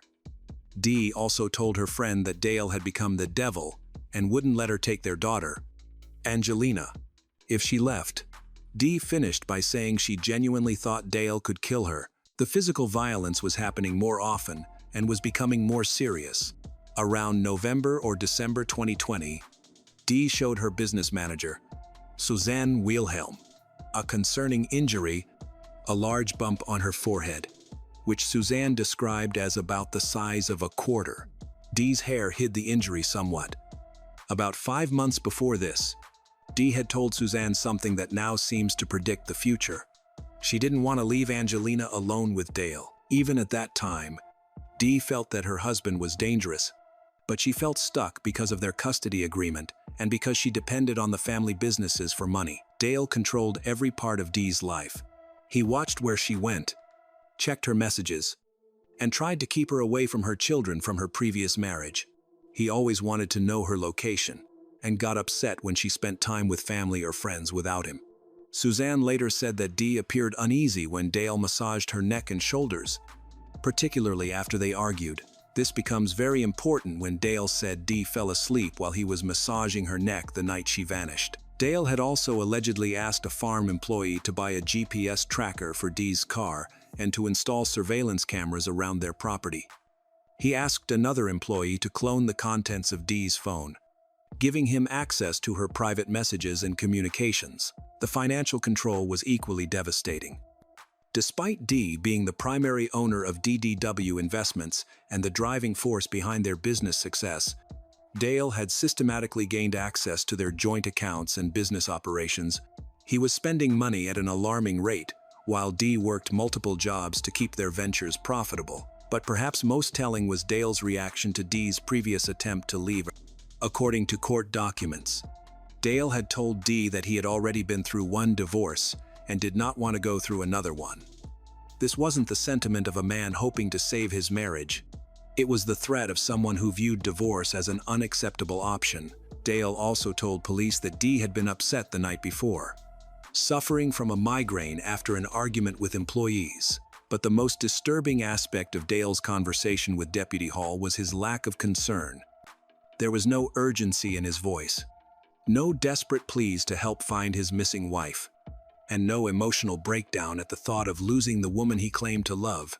Instead, Dale seemed more focused on explaining why Dee's disappearance was normal and predictable. When Dee's brother, Greg Hardy, directly asked Dale what had happened to his sister, Dale's response was disturbingly matter-of-fact. In the days and weeks following Dee's disappearance, Dale's actions raised serious suspicions.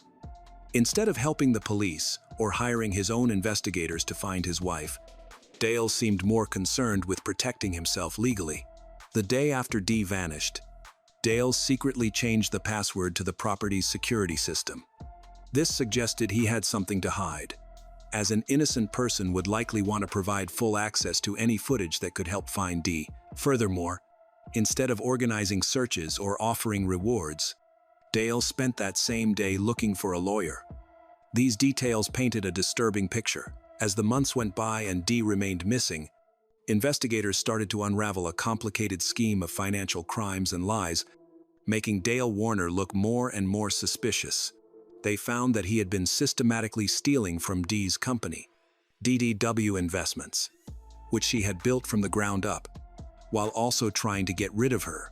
A family friend and spokesperson revealed that Dale had been taking equipment, money, and trucks from DDW Investments. He was moving these assets to a new company he started, leaving Dee's original business with growing debts and fewer resources. Private investigator Billy Little, hired by Dee's family in March 2022, uncovered the extent of Dale's financial manipulation.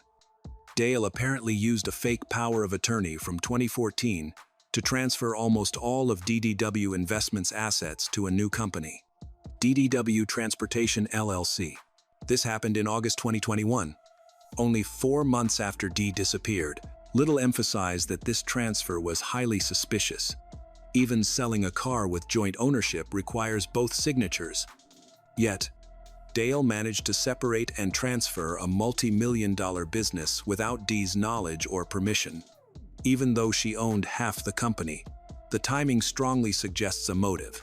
By this point, it seemed likely Dee wouldn't return, and Dale needed to take control of the business before her disappearance raised questions. Dale's actions became even more suspicious when he sold DDW Transportation to Laidlaw Carriers Bulk in 2022. This sale earned him a large sum of money, but instead of giving the proceeds to Dee's estate or her children, Dale kept it all for himself. He essentially took control of his missing wife's company and sold it for his own personal gain. Furthermore, the employee who had argued with Dee on her last day also profited from this deal. After Dale sold the trucking business to Laidlaw, Nank was quickly hired by Laidlaw as a finance employee. This was likely not a coincidence, but rather a reward for Nank's assistance in Dale's plan. However, Nank's involvement was more significant than initially suspected. Little's investigation showed that on the 25th of April, 2021, at 3:30 a.m., mere hours after Dee disappeared, Nank logged into the company system using a fake name and removed lime from the Warner farm. He then transported the lime to Burns Harbor, Indiana, and continued another 50 miles to a Chicago wastewater plant to collect compost. This early morning activity raised serious questions. Why would Nank access the farm at 3:30 a.m. so soon after Dee's disappearance? And why did he use a false name to record his actions? Little obtained recordings of Nank speaking to his massage therapist about his involvement in the case. In these recordings, Nank admitted he was deeply involved in the Dee Warner case. The financial discoveries extended beyond the business assets. Dee's son, Zach, testified that he had tried to access an electronic safe at Dale and Dee's home before her disappearance, but the combination he normally used was no longer working. When he used a backup key to open the safe, he discovered that a substantial amount of money Dee had stored there was missing. Only Zach and Dee knew the combination and had access to the backup key. Even more revealing was Dale's behavior regarding property division after Dee's disappearance. Little discovered that Dale was attempting to split off a piece of property where Nank lived, despite the fact that this required approval from Dee, who owned 50% of the Warner farming operation. Little questioned this decision. How could Dale divide the land without the approval of Dee Warner? The answer was simple. Dale was operating under the assumption that Dee would never be able to object to his decisions.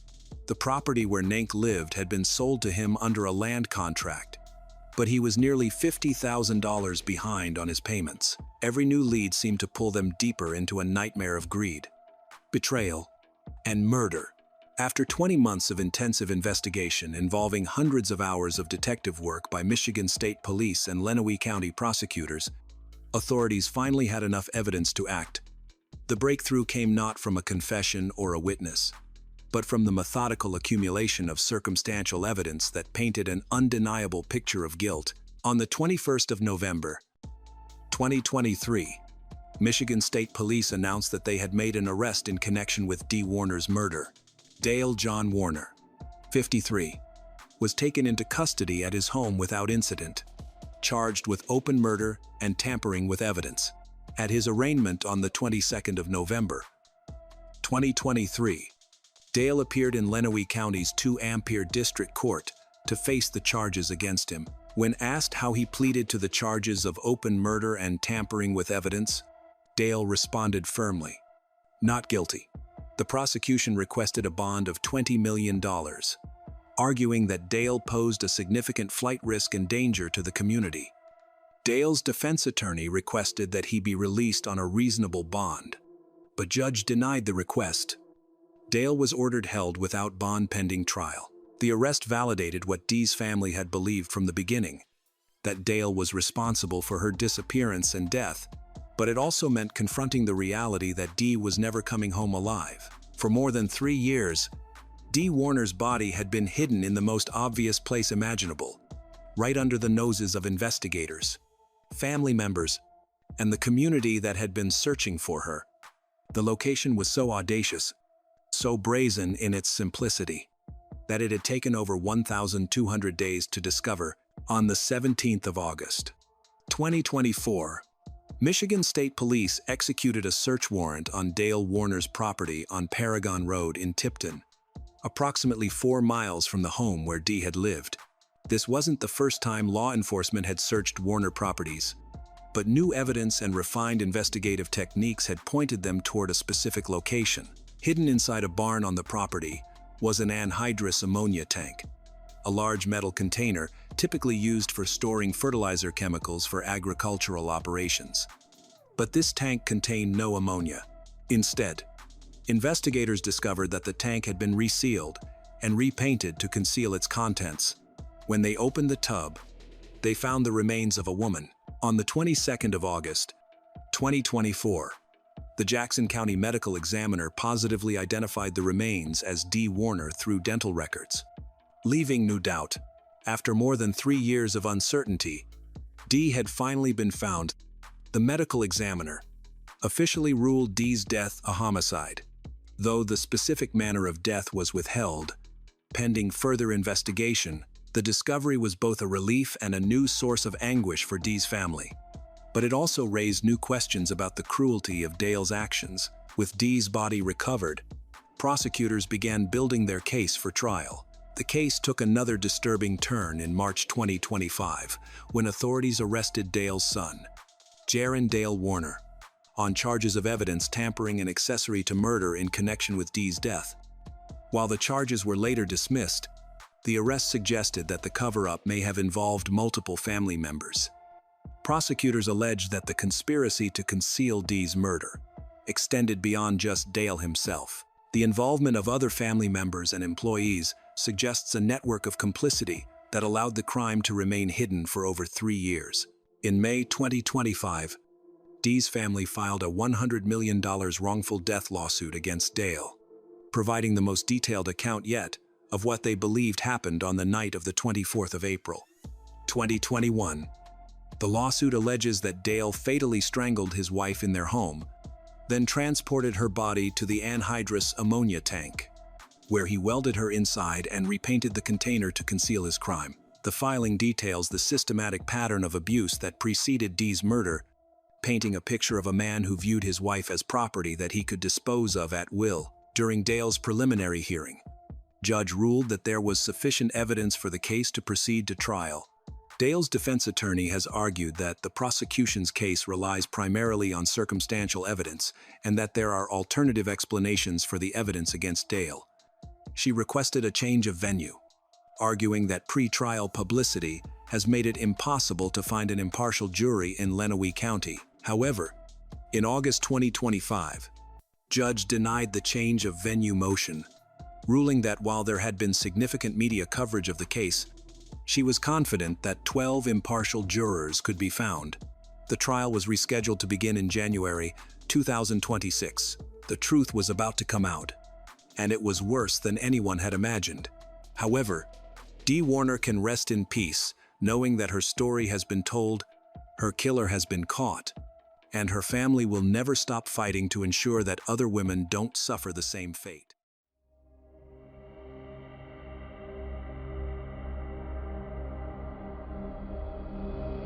Betrayal doesn't come overnight.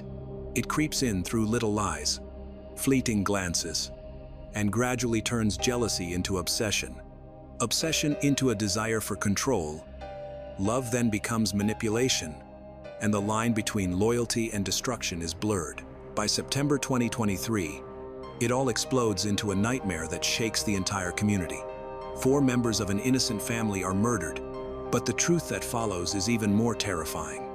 A sick psychological game where every action is choreographed, and every life is just a pawn on a deadly chessboard. Behind it all is not a gang or a criminal force, but a twisted love affair, ending in blood and horror. Watch until the end, because this story will show how a seemingly harmless love affair turns into a nightmare no one could have imagined. Nathaniel Huey Jr. was born around 1993 in one of the most troubled neighborhoods of Chicago, echoing the chaos of his early life. He grew up in an environment where aggression and crime were everyday realities. From a young age, he showed signs of impulsivity and a lack of self-control. In school, he often got into fights, clashed with teachers, and showed little interest in learning. The first time he got into trouble with the law was as a teenager, when he was arrested for participating in a robbery. However, due to his young age, he did not receive a serious sentence. He quickly realized that the world of crime was not only exciting but also profitable, which led him to delve into more serious crimes. In 2016, Nathaniel was arrested for assault, and the following year, he was apprehended again for driving under the influence. However, his true fascination lay with firearms. He collected weapons and showcased them on social media, posting pictures of handguns, rifles, and ammunition. This behavior eventually drew the attention of law enforcement, resulting in a court ruling that prohibited him from owning any firearms. Yet, he ignored this restriction and continued to acquire weapons illegally. Despite his ongoing legal troubles, he attempted to start a business by launching a private security company, which was entirely illegitimate as he had no license and was barred from carrying a firearm. Nonetheless, he aggressively advertised his services online, sharing images of himself in body armor and holding weapons. Ermelinda Palomo was born on the 3rd of February, 1973. By the time she met Nathaniel, she was an independent woman, a mother of 5, and already a grandmother. In contrast to Nathaniel's chaotic upbringing, Ermelinda grew up in a stable family. Though her personal life had its complexities, after marrying young and getting divorced, she raised her children and took care of her grandchildren by herself, yearning to find happiness for herself. Known for her strong personality, Ermelinda commanded respect from her family. Although some found her overly strict, she liked to be in control and expected complete loyalty from those closest to her. When Nathaniel entered her life, their connection puzzled many. He was 20 years younger, had a troubled past, and a volatile temperament. Their relationship developed quickly, starting with a chance meeting through mutual acquaintances. Initially, Ermelinda dismissed Nathaniel, but his confidence, persistence, and charm eventually won her over. For Nathaniel, Ermelinda offered a sense of security, providing shelter and emotional support. For Ermelinda, it was a new experience that made her feel empowered, as though she were guiding this younger man. Their unusual bond brought together 2 people with starkly different backgrounds. They moved in together, and soon Ermelinda's children and grandchildren were living under the same roof. Although the house became crowded, it lacked warmth and harmony. Rose, as neighbors began to notice the lack of peace in their relationship. Nathaniel's short temper clashed with Ermelinda's need for control, creating a volatile atmosphere. Nathaniel was determined to maintain his weapon collection. Despite legal restrictions, he continued to acquire handguns and rifles from illegal sources, making shady deals and exploiting loopholes. He took pride in his growing arsenal and enjoyed discussing firearms at length, often spending hours talking about calibers and modifications. What began as a mere interest evolved into an integral part of his daily life. He carried a handgun even at home, frequently disassembling and reassembling it at the kitchen table. His weapons were always in plain sight, causing those around him to feel increasingly uneasy. Initially, Ermelinda chose not to get involved in Nathaniel's activities as long as he brought money home. She ignored the fact that his business was illegal and didn't ask questions. However, over time, she started to notice that it wasn't only about the money. Nathaniel was becoming increasingly unstable.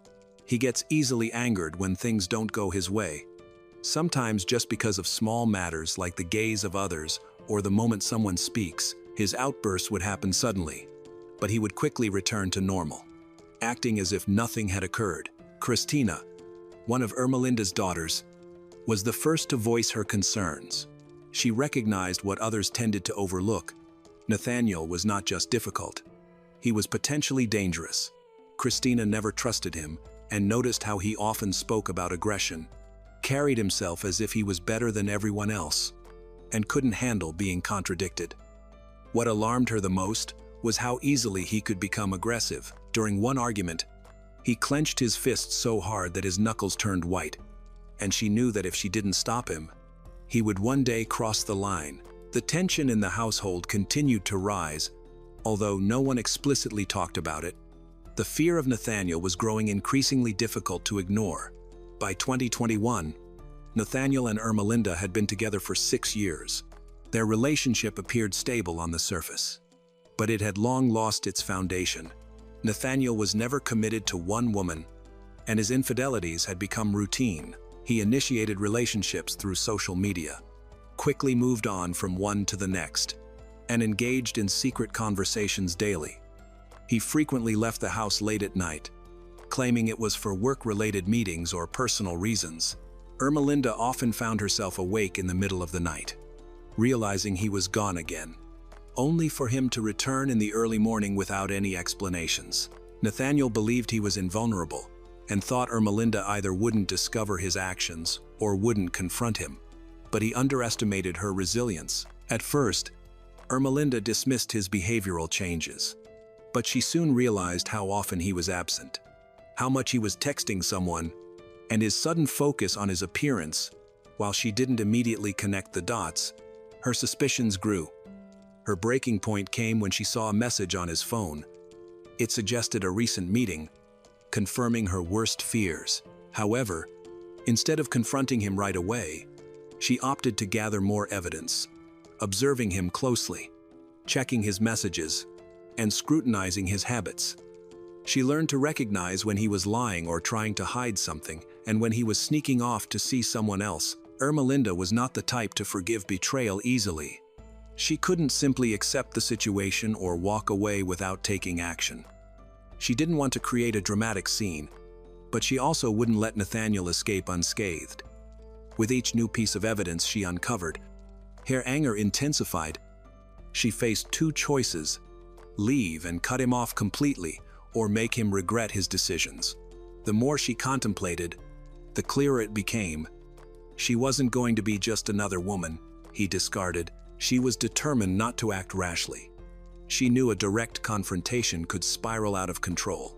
Instead, she decided on a more calculated approach. Rather than a fierce argument, she began plotting a subtler form of revenge, a plan to make his life unbearable, putting him in a vulnerable position. Although she hadn't finalized her next move, she was certain of one thing: her silence was merely the calm before the impending storm. After months of careful planning, Ermelinda began to execute her scheme. The first step was to create fake accounts on various platforms. She created multiple accounts using random photos of people and chose believable names. Some accounts were made to represent mysterious women, while others portrayed dangerous individuals with dubious backgrounds. Ermelinda learned about how online scams worked, mastering the techniques of deception and manipulation of people's beliefs. She constructed a detailed network where each fake persona played a specific role. One could be seductive, another, a source of dangerous information, and a third, an anonymous threat. Together, these personas aimed to instill paranoia in Nathaniel, making him feel like he was entangled in a perilous game. To make her plan more convincing, Ermelinda researched criminal networks. She studied underground organizations, intimidation tactics, threat language, and psychological manipulation. She read about the mafia, cartels, and illegal money flows. Examining their hierarchies and communication styles, while trying to imitate their messaging. Her most effective tool, however, was her ability to control information. By using specialized software and hidden features on social media, she learned to track people's locations, access their contacts, and monitor conversations. Before long, she had enough knowledge to trick Nathaniel. With her plan set, Ermelinda initiated contact with Nathaniel through one of her fake accounts. The persona she created was a mysterious woman who seemed genuinely interested in him. Nathaniel, accustomed to online interactions, didn't suspect anything and quickly responded. However, unlike his usual experiences, this conversation took an unexpected turn. After a few days of casual chatting, Ermelinda, disguised as her fictitious character, began dropping hints about his past, making him uncomfortable with specific details. She then escalated the psychological manipulation by sending him a message with his real-time location. This initial scare was just the beginning, but it was enough to make Nathaniel uneasy. Ermelinda had achieved her first success.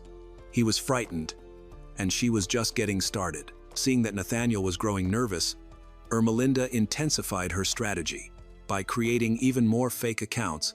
Now, he's not just being contacted by a stranger. He's surrounded by dangerous characters. From Bulgarian mafia members to cartel enforcers and assassins, each had their own story, motives, and demands. Messages flooded in from different numbers and platforms.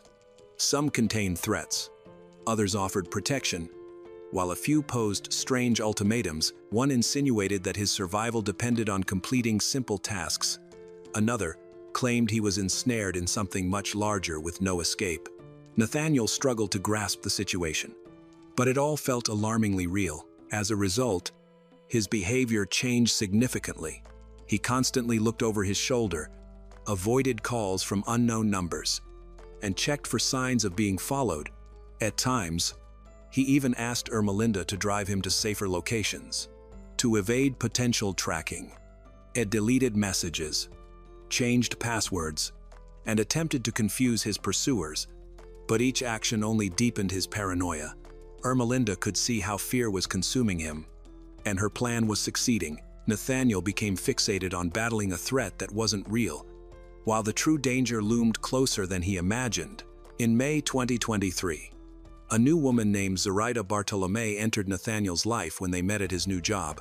Initially, their interactions were ordinary, but soon they developed an interest in each other. Zoraida was married with 2 children, but her home life did not bring her happiness. She had a history of infidelity, and meeting Nathaniel was just another instance of that pattern. She did not consider it a moral issue.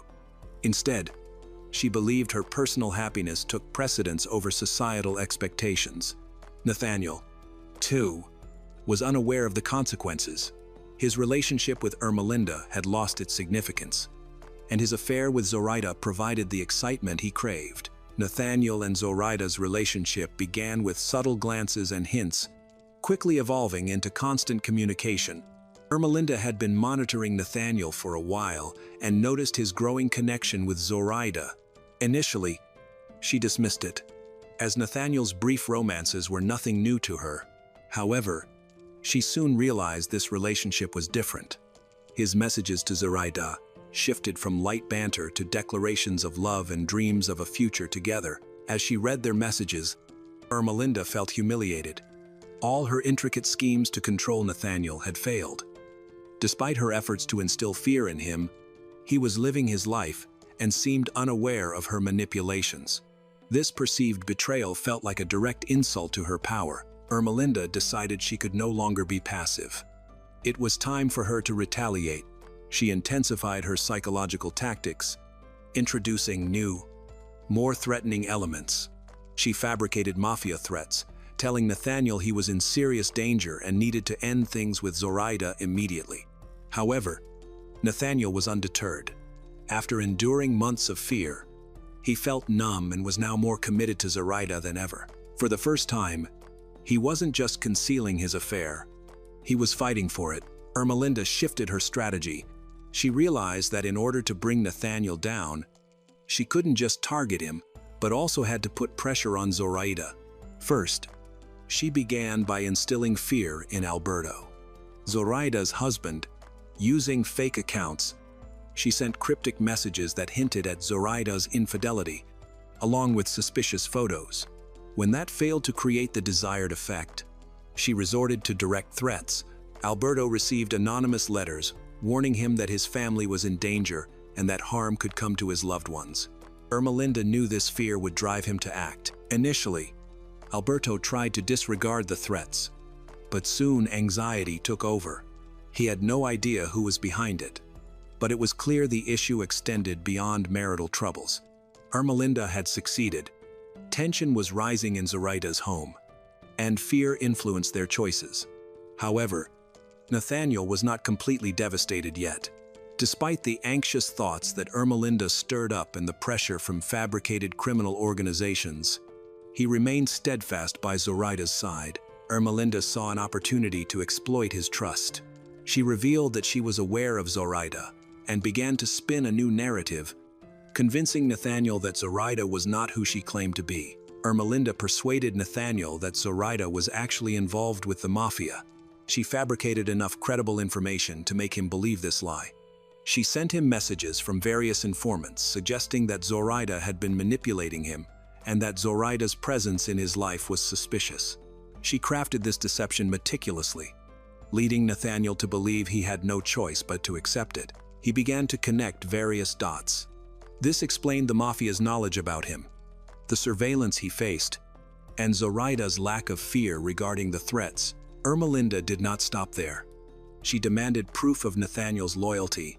He needed to demonstrate that he would not betray those who had supposedly saved him from danger. Conversations about handling Zoraida and her family began to take a more direct turn. The message was clear. There was no other choice. Exhausted and overwhelmed, Nathaniel finally acquiesced to Ermelinda's control. He no longer questioned the reality of the situation. Ermelinda had won. He was willing to do whatever it took to prove his loyalty. Believing there was no fear or regret in fulfilling what he thought was a necessary task, he started planning the crime with the same meticulousness he had once applied to his illicit business. The first step was to surveil Zoraida. He studied her schedule, noting when she was home and who was with her. He paid special attention to times when her husband and family might be in danger. Nathaniel carefully studied the entrances of the house, planned escape routes, and spent days monitoring Zoraida's movements to memorize every detail. Simultaneously, he collected supplies. Although he already had some weapons, he required additional items, such as new clothes, gloves, bags, tape, and a flashlight. He went shopping with Ermelinda, who stayed in the background to avoid raising suspicion. They approached each step as if they were preparing for a critical mission, with Ermelinda acting as his advisor, guiding Nathaniel and reinforcing his belief that he had to execute the plan flawlessly. She convinced him that this was the only option available. By the time he was prepared, he had stopped contemplating the consequences and thought he was simply doing what was necessary. The decision was made. All that remained was to act. On the designated night of September 16, 2023, their plan was set to unfold. Ermelinda appeared calm, as if unaware of what was happening. Later that night, they drove to Zoraida's house. With Ermelinda driving nonchalantly like it was an ordinary errand, she inquired a few times about the purpose of their visit, but Nathaniel didn't respond. His focus was solely on his objective. Upon arrival, Ermelinda remained in the car while Nathaniel got out and approached the house, expecting the front door to be locked. He broke a window in the backyard and slipped inside. The noise startled Alberto, who woke up and went to investigate. At that moment, Nathaniel fired, but missed. Alberto quickly understood that this was not a typical burglary. He turned and rushed towards the hallway, trying to reach his family's room for safety.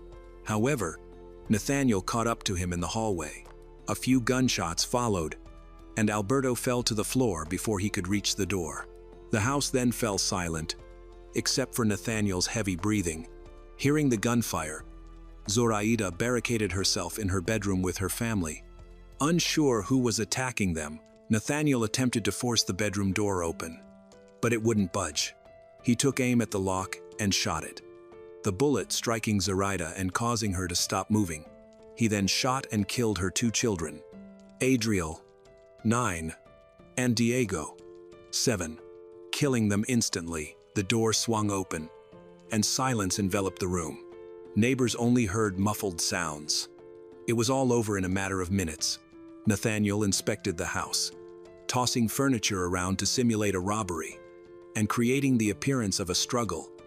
Afterwards, he returned to the car where Ermelinda waited. She didn't ask about the outcome. They simply drove away, leaving devastation behind. For a moment, silence hung over Zoraida's home, but it didn't last. Alarmed neighbors, disturbed by the gunfire and broken glass, quickly called the authorities. Reporting the incident around 4:00 a.m., officers arrived within minutes. Upon entering, they noticed signs of forced entry, and it was evident that this was a deliberate crime rather than a random act of violence. Nathaniel's first mistake was not creating a convincing enough fake of the robbery. Although items were scattered, nothing of value was missing, indicating a planned attack rather than a burglary. The disarray did little to convince investigators that theft was the motive. More critically, it didn't take long for the police to link the crime to someone with a strong motive. By morning, detectives had begun to investigate Zoraida's personal connections. Many at work knew about her affair with Nathaniel, with colleagues describing their relationship as more than just casual. They had discussed a future together. And soon, Nathaniel's name became central to the investigation. As detectives delved into Nathaniel's background, they uncovered a lengthy record of offenses, illegal activities, and a significant obsession with weapons. The evidence overwhelmingly pointed to him. While the police collected information, Ermelinda continued her manipulation. She messaged Nathaniel, pretending to be part of the mafia, assuring him that everything was going according to plan. She created a false sense of security, convincing him that as long as he followed her directions, he would be safe. She made sure he believed that the authorities would never be able to prove his involvement. The investigation advanced quickly, and detectives started looking into Nathaniel's recent activities, uncovering several inconsistencies. Upon reviewing his calls and messages, they discovered that he had received numerous threats in the past few months, not from established criminal organizations, but from new anonymous accounts. This raised important questions. If the mafia was involved, why did all the evidence point to Nathaniel? Why were there so many coincidences? Could the threat have been staged? These uncertainties marked a shift in the investigation, leading detectives to suspect that there was more to the case than just gang-related crime. As the investigation approached its conclusion, Nathaniel felt the pressure mounting. He realized that the police were closing in on him and that arrest was imminent. His panic intensified when he noticed he was being followed. He tried to reassure himself that the mafia would protect him, but deep down, he knew that wasn't true. Desperate, he reached out to his mother. They met in a secluded location. Away from anyone who might overhear, he explained that he was in danger, facing serious accusations, and needed to disappear. However, instead of offering help, she showed fear and hesitation, recognizing that assisting him would involve her in the crime. For a few days, Nathaniel tried to hide, but surveillance cameras caught him at a grocery store with Ermelinda. Once the police confirmed their location, a chase ensued. Patrol cars surrounded the area, but Nathaniel and Ermelinda managed to get onto the highway. He was driving while she sat beside him, calmly observing the chaos. The critical question was who was really in control. Nathaniel thought he was, but everything was unfolding according to Ermelinda's plan. The police pursued them for miles, but Nathaniel had no intention of stopping. He tightened his grip on the steering wheel, speeding through traffic. He was overcome with fear as he tried to escape. Ermelinda remained eerily calm beside him, never asking him to stop or pleading for him to give up. As they sped into a congested area of the highway, Nathaniel attempted to maneuver around a truck, but lost control. The car skidded, crashed into the guardrail, and rolled multiple times before coming to a halt. When officers reached the wreck, the inside of the car was disturbingly quiet. Nathaniel was still in the driver's seat, holding a gun, and Ermelinda was lifeless next to him. In the moments leading up to the accident, he shot her before taking his own life. Investigators reconstructed the scene to understand why he acted this way. Was it revenge, a final outburst, or had he realized who was truly behind everything in those last moments? Had Ermelinda revealed her role during their final ride? Unfortunately, there were no answers, as the only two who knew the truth were gone.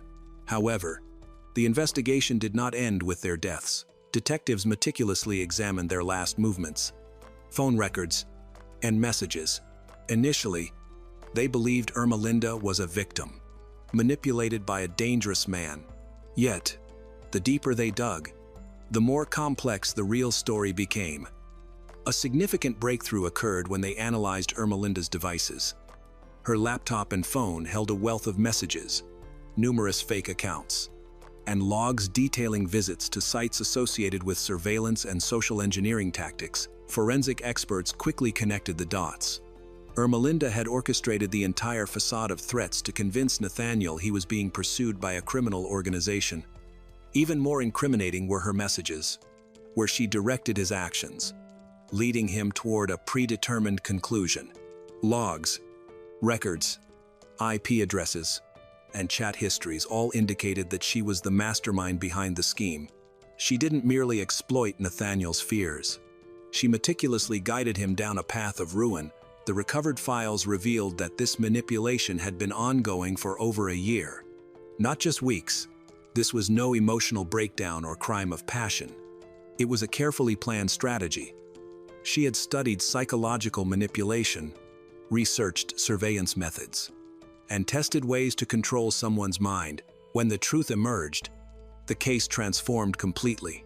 What initially appeared to be jealousy revealed itself as a chilling psychological game, with Ermelinda as the true mastermind. Ironically, her own lies led to her destruction. She tried to control everything until the end, but ultimately, she became a victim of the illusion she created. She manipulated Nathaniel into committing crimes, made him believe in a false reality, and in the end, he turned against her. Although the case was officially closed, many questions remained. Did Nathaniel realize the truth before it was too late? Or did he die still, thinking he was just a pawn in a non-existent conflict? There were no clear answers, only the stark reality that the most dangerous weapon is not a bullet or knife, but a lie strong enough to destroy someone from within.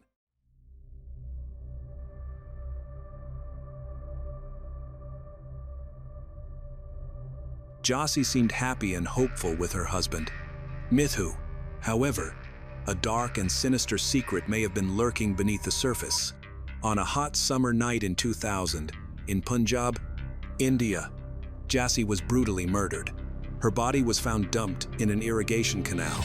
Her throat had been slit, she dying in agony for daring to love a man unworthy of her family's honor. Will Josie find justice after more than 2 decades? Or will her family's dark secrets continue to obscure the truth? In 1994, Ludhiana, Punjab, India, was a peaceful town with narrow streets and the lively sounds of rickshaws.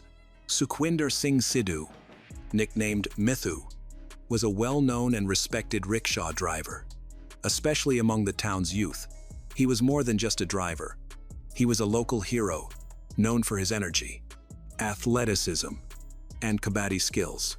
Kabaddi is a traditional team sport needing agility, strength, teamwork. Mithu captained his team. His name was famous throughout the region. He always worked hard and was dedicated to his sport. However, that autumn, something happened that disrupted his normal life. Yaswinda Kaur Zidhu, known as Josie, came to Jagraon, near Ludhiana, in November 1994 to visit family. She was a quiet and gentle young woman used to a peaceful life. While there, she kept hearing about a talented local athlete and rickshaw driver named Mithu. People often mentioned him, and she became curious about who he was. Although she hadn't intended to meet him, destiny had other ideas. Jassy and her mother were at the rickshaw stop one ordinary morning, waiting for a ride to the market. Little did Jassy know, she was about to meet someone she'd often heard about. A rickshaw arrived, and Jassy saw the driver, a young man with a striking look. Mithu.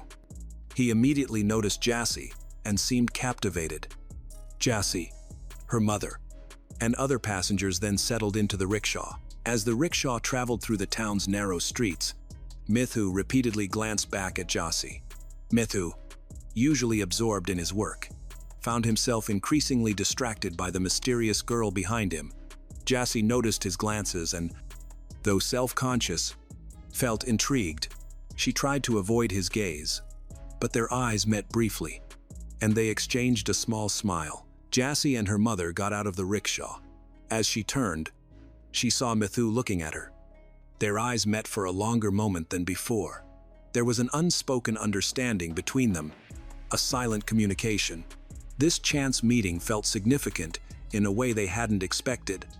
Throughout the day, Jassy kept thinking about the rickshaw driver and his warm, curious gaze. Mithu, too, was preoccupied by their brief interaction and the meaningful look they had shared. These quick glances were enough to stay with them both throughout the day. Night fell. As Mithu returned home after a long day of work, exhaustion settled in, and he decided to rest for a while in his room. However, the peace was shattered by sudden cries from outside. He rushed out to see two girls stranded by the side of the road. One of them was Jassy, the very same girl he had driven earlier that day. They were in trouble. Their scooter had broken down, and they couldn't fix it themselves. Mithu approached them without hesitation, offering his help right away. He began examining the scooter carefully, trying to figure out what was wrong. After several attempts to start the engine, he finally identified the problem and managed to fix it. Jassy was grateful, but they had trouble communicating because Jassy spoke only English and Mithu spoke only Punjab. Luckily, Jassy's friend could translate, so they could say a few things to each other. Mithu later found out that Jassy was staying with relatives who lived only 15 minutes from him. He was 22, and Jassy was 19. They were both young and energetic, and it was clear they were interested in each other. The following evening, Mithu felt compelled to see Jassy again. Her family was strict and wouldn't allow her to have male visitors. Jassy had to secretly meet him at the window. They held hands and talked, though the language difference made it difficult to understand each other. Despite this, they shared a strong connection that went beyond words. Jassy's life was very restricted. She was born in India and moved to Canada with her parents. They lived in a large house with many relatives. Her parents and other family members closely watched her, enforced strict rules. Jassy grew up valuing tradition, respecting elders, and obeying family rules. Even in Canada, she remained connected to her Indian heritage. She wasn't interested in Western culture, avoided parties, and preferred spending quiet evenings with her family. And her education was very important to her. In India, Jassy stayed with her grandparents, who were wealthy landowners and influential figures in the region. Their large, luxurious home and high social status demonstrated the family's prominent position in the community. The family also owned a business in Canada, further enhancing their influence. Jassy's uncle, Surjit Singh Badesha, made all family decisions because her father had schizophrenia and could not participate. Surjit was a strict, and the family respected his authority. Mithu, coming from a humble farming family, experienced a difficult childhood. After high school, he quickly began working to help his family. Known for his hard work and honesty, Mithu gained the respect of his community. Despite the low income from driving a rickshaw, he valued his independence and dedicated himself to supporting his family. Mithu felt uneasy upon learning that Jassy came from a rich and powerful family. He was aware of their different social classes. Despite this difference, they started dating in secret. They kept their relationship hidden from Jassy's family, who would disapprove of her being with a poor rickshaw driver. However, Jassy didn't care about Mithu's wealth. She loved him for his kindness and honesty. As Jassie's departure date for Canada neared, she became increasingly sad about leaving Mithu. A few days before her flight, she tore up her passport and told her mother she'd lost it. This was a lie to buy her an extra 20 days in India while she applied for a new passport. Her family was angry, but they had to accept the situation.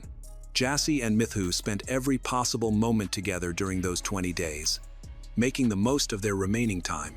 In January 1995, Jassie returned to Canada, but she and Mithu continued their relationship through letters and phone calls. Jassie wrote in English, and Mithu responded in Punjabi. Friends helped them translate their letters. Jassie also began learning Punjabi to better communicate with Mithu. International calls were expensive, so their phone conversations were short but meaningful. They stayed in touch for 4 years, hoping to be together again. In 1999, Jassie's family arranged her marriage in India. Her uncle, Surjit, had found a suitable husband, a wealthy, 60-year-old landowner.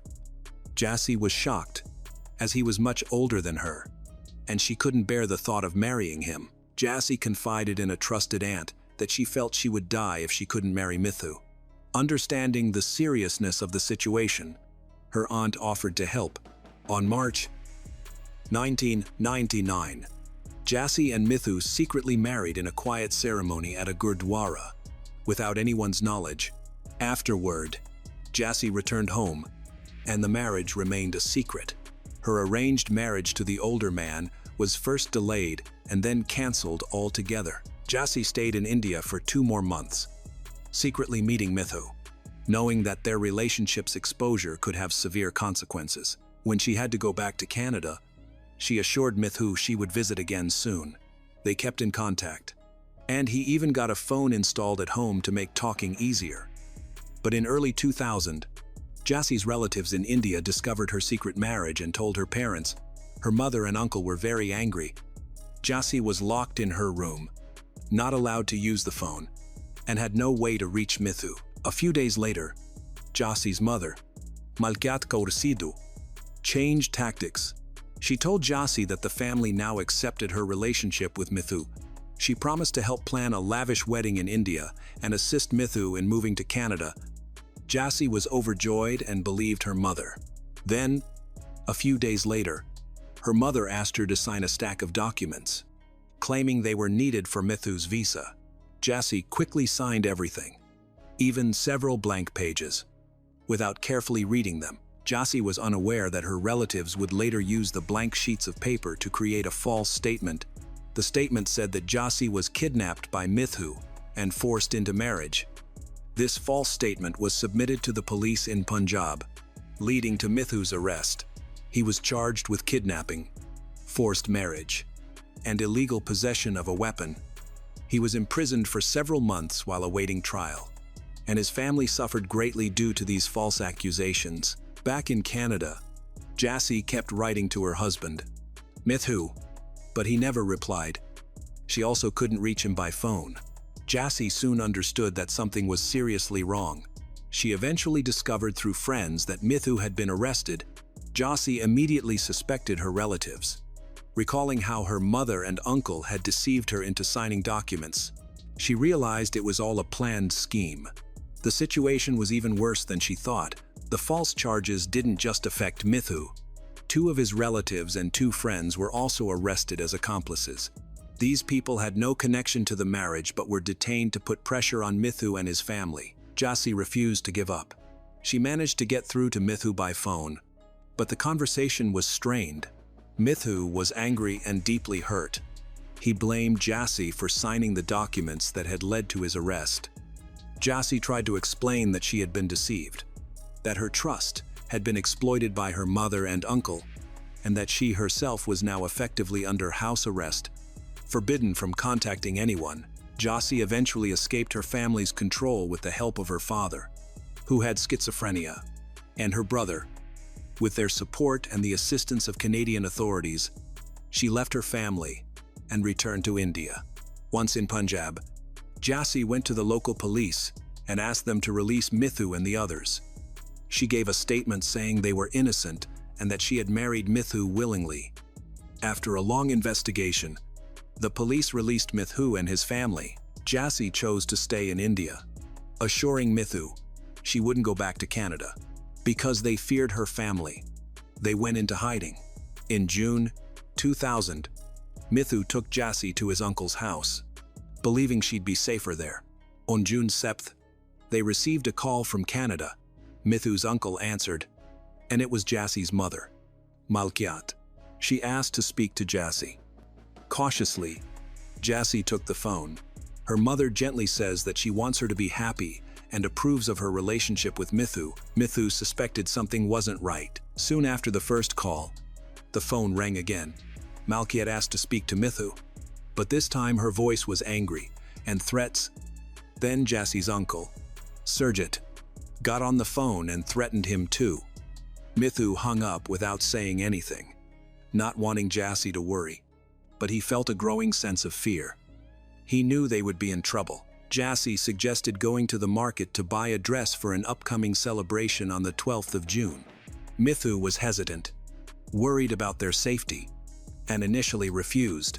However, seeing how excited she was, he agreed, thinking it would be a quick and uneventful outing. On June 5th, they headed to the market. Jassy picked out a dress, and Mithu paid for it. They then stopped at a cafe for coffee before starting their journey home. On their way back, trouble struck. Their scooter kept breaking down, forcing them to stop and seek help from a mechanic multiple times. It was already dark by the time they managed to get back on the road. Despite the delays, they tried to enjoy the moments they had together. Late that night, Mithu's parents received devastating news. Their son had been admitted to the hospital in critical condition. There was no word about Jassy's whereabouts. At the hospital, Mithu was unconscious. He woke up hours later. After doctors treated him, he spoke to the police. Mithu explained that on the way home, he saw two men on a scooter following them. He didn't tell Jassy because he didn't want to scare her. The men on the scooter eventually seemed to leave, and Mithu thought they were safe. However, as they got close to home, a car blocked their way. 6 men got out of the car and approached them. Mithu stopped the scooter, unsure of what was going on. The men then attacked them with wooden sticks. Mithu tried to defend himself and Jassy, but there were too many attackers. One of them hit Mithu in the head, and he passed out. The attackers, thinking he was dead, threw him into a ditch by the road. He didn't know what had happened to Jassy. Later, some workers found Mithu unconscious near the ditch. They immediately called for medical assistance, and he was quickly taken to the hospital. At the same time, the Punjab police began searching for Jassy. On June 9th, the following day, Jassy's body was found close to where Mithu had been attacked. She had several severe wounds, including a deadly one to her neck. The police reached out to her relatives in Canada and sent them photos to identify her. However, neither Malkiat nor Surjit confirmed the identification. Later, Mithu, along with his parents and friends, positively identified her. Jassy's Canadian relatives did not attend the funeral or claim her body. This behavior made the police suspicious, and they started an investigation. During the search for suspects, officers detained Joginder Singh, a police inspector. During interrogation, Joginder revealed that the mastermind behind the attack was Surjit Singh Badesha, Jassy's uncle, who lived in Punjab. Joginder explained that after attacking Mithu, they assumed he was dead and left him in a ditch. They then forced Jassy into a car. She was unconscious, and they took her to a remote farmhouse. When Jassy regained consciousness, she demanded answers and asked about Mithu. She was told he was dead, which enraged her. Joginder then called Malkiat and handed the phone to Jassy. Her mother ordered her to return to Canada, but Jassy, furious and defiant, declared that she would tell everyone the truth. At that point, Surjit grabbed the phone and tried to calm the situation while Jassy was being held under the control. They discussed their next steps.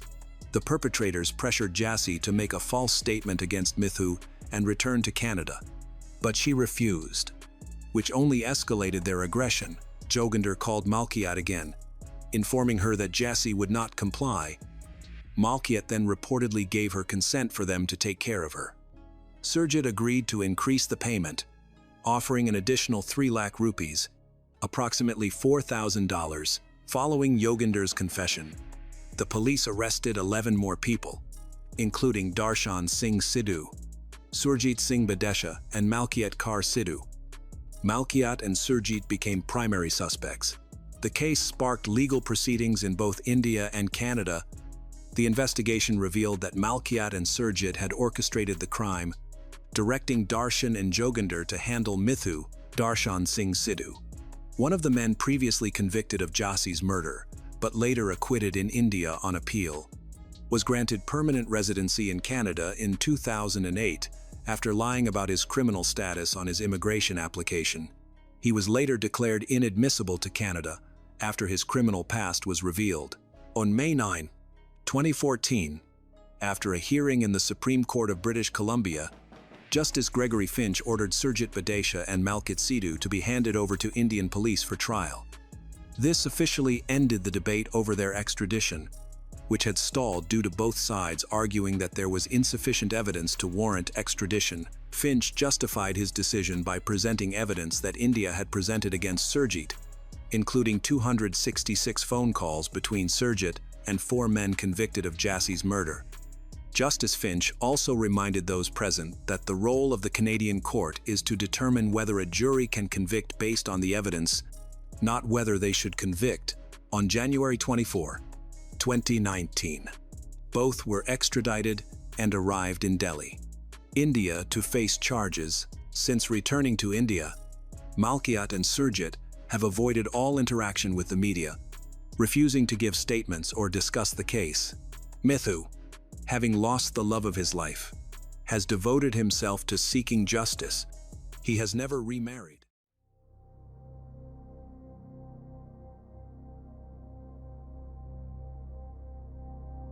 On December 1, 1991, a quiet afternoon at a small coffee shop in Woodbury was suddenly broken by a loud noise in the restroom. When the staff rushed in, they found a horrifying sight. Robert Bobby Curley, 32, convulsing violently on the floor, his face pale, sweat pouring off him like a shower, but sticky and opaque, like some strange substance. He groaned, shivered, his whole body burning like fire, and whispered for help before passing out. No one could understand what was happening. A healthy man who had been shopping and chatting with friends just hours before was now dying before everyone's eyes.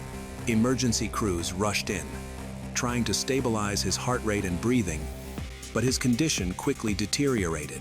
Doctors suspected this was no ordinary pain, but the result of a deadly poison that had been coursing through his body for weeks, even months. And then, as the first tests were carried out, a chilling truth began to emerge. Robert may have been deliberately poisoned. Who was the killer? And why had a gentle, devoted family man like Robert become the target of such a terrible crime? To understand how his life ended in such horror, we must first look back to where it all began.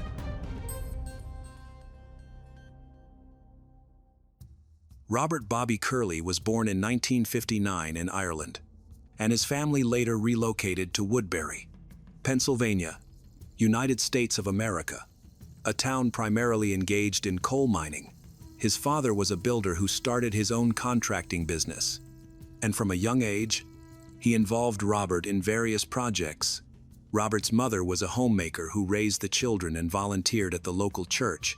Growing up, Robert experienced a modest but nurturing and loving environment. As a child, he learned the value of hard work and family. He showed a keen interest in electrical engineering early on. By the time he could hold a screwdriver, he was taking apart and reassembling household appliances. However, his enthusiasm for technology led to some mishaps. At 10, while trying to make a lamp from scrap materials, he nearly set the house on fire. This incident became a part of the family's stories, highlighting his early fascination with electronics. His parents were very proud of him. During his school years, Robert was actively involved in the school's theater group. Focusing on lighting and equipment rather than acting, he excelled academically, particularly in the sciences. As a teenager, he started working part-time at a local electronics repair shop. After graduating high school in 1977, he enrolled in a technical college while continuing to work in various electrical engineering workshops, which allowed him to apply his theoretical knowledge. In the late 1980s, Robert's hard work led him to become a certified electrician. He secured a position at a large contracting company in Woodbury, where his attention to detail distinguished him from his peers. This dedication earned him the trust of management, and he was regularly assigned to challenging projects. Despite being somewhat absent-minded, Robert gradually became a mentor to novice electrical fitters. However, he is not content with his current role and has bigger aspirations. He dreams of starting his own business, specializing in complex electrical work, and plans to expand across the United States. Work wasn't Robert's only passion. Family was equally important. He maintained a close bond with his family, especially with his younger sister, Angela, who became a schoolteacher. Her outgoing personality balanced Robert's more reserved nature perfectly. They upheld a cherished family tradition of Sunday dinners at their childhood home, a practice they continued until the end. In 1989, Robert met Joanne at a party with his colleagues. Joanne was an intelligent woman who worked in finance. They found they had a lot in common early on and quickly developed a bond. They complemented each other well. Joanne's organization skills balanced Robert's meticulous but sometimes absent-minded nature. Joanne had lost her husband in a tragic car accident and had received $1,700,000 in compensation. She also had a daughter from a previous marriage, and Robert got along well with both mother and daughter. They planned to adopt in 1990 and decided to get married. Joanne was fully supportive of Robert's dreams. Robert, passionate about starting his own company, volunteered frequently to help others, especially elderly individuals, by offering services like wiring and minor repairs without charge. He set up a workshop in the basement of their home to work on his ideas. By 1991, Robert's life seemed promising and smooth, but as autumn approached, he began experiencing unusual symptoms. He suffered from headaches, nausea, and fatigue that he couldn't explain. These symptoms came and went, and he initially dismissed them as stress or a minor illness, unaware of the serious health issues that were developing. On Sunday, December 1, 1991, Robert's day began normally with a light breakfast before he set out to run errands. However, he soon faced challenges due to stomach pains, which prevented him from completing his tasks. Despite the discomfort, he wasn't the type to postpone plans. After managing the initial pain, Robert got dressed and left by 8:00 a.m., hoping to finish his errands before meeting Joanne for lunch at a local cafe. While shopping at a grocery store that morning, a store clerk recognized Robert and noticed he seemed a bit more absent-minded and unwell than usual. Although she could see he was not himself, she did not intervene. Robert continued with his day. Around half an hour later, he went to a hardware store, where he bought home improvement supplies. There, he ran into his friend Kevin. Kevin observed that Robert appeared unusually pale. Robert shrugged it off, attributing his condition to a mild upset stomach and general fatigue that had been affecting him for several days. After a brief conversation, they parted ways, although Kevin couldn't shake the feeling that something was wrong with Robert, which was uncommon for him. At 9:30 a.m., Robert returned to his car to head downtown. He made a quick call to his younger sister, Angela, to mention that he wasn't feeling well. They discussed their upcoming plans for a visit, and Robert reassured her that his stomach issue would soon resolve. However, as the afternoon wore on, his wife, Joanne, waited for him at the restaurant, but he did not arrive. Knowing he had a busy schedule, she believed he would arrive soon. After nearly an hour without any word from Robert, Joanne began to worry. As this behavior was unusual for him, they had pagers and early mobile phones. so he would typically update her if he was running late. The hour-long delay felt increasingly suspicious, prompting Joanne to keep her communication device close by. Just after 2 p.m., the phone rang with an unfamiliar number. On the other end, an employee from a nearby cafe informed her that Robert had fainted in the restroom. He had been complaining of severe pain and had started experiencing convulsions, dizziness, and confusion. He had managed to ask the cafe owner to call Joanne before he collapsed in pain. Joanne quickly headed to the address provided by a cafe employee over the phone. While she was on her way there, the cafe owner had also called an ambulance. Joanne was unaware of her husband's condition. She simply wanted to be by his side. Upon arriving at the cafe, she found her husband still conscious. They provided him with first aid, moved him out of the restroom, and seated him at a table.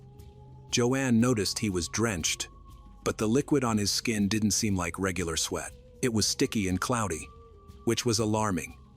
Nobody understood what was happening. Robert had a high fever.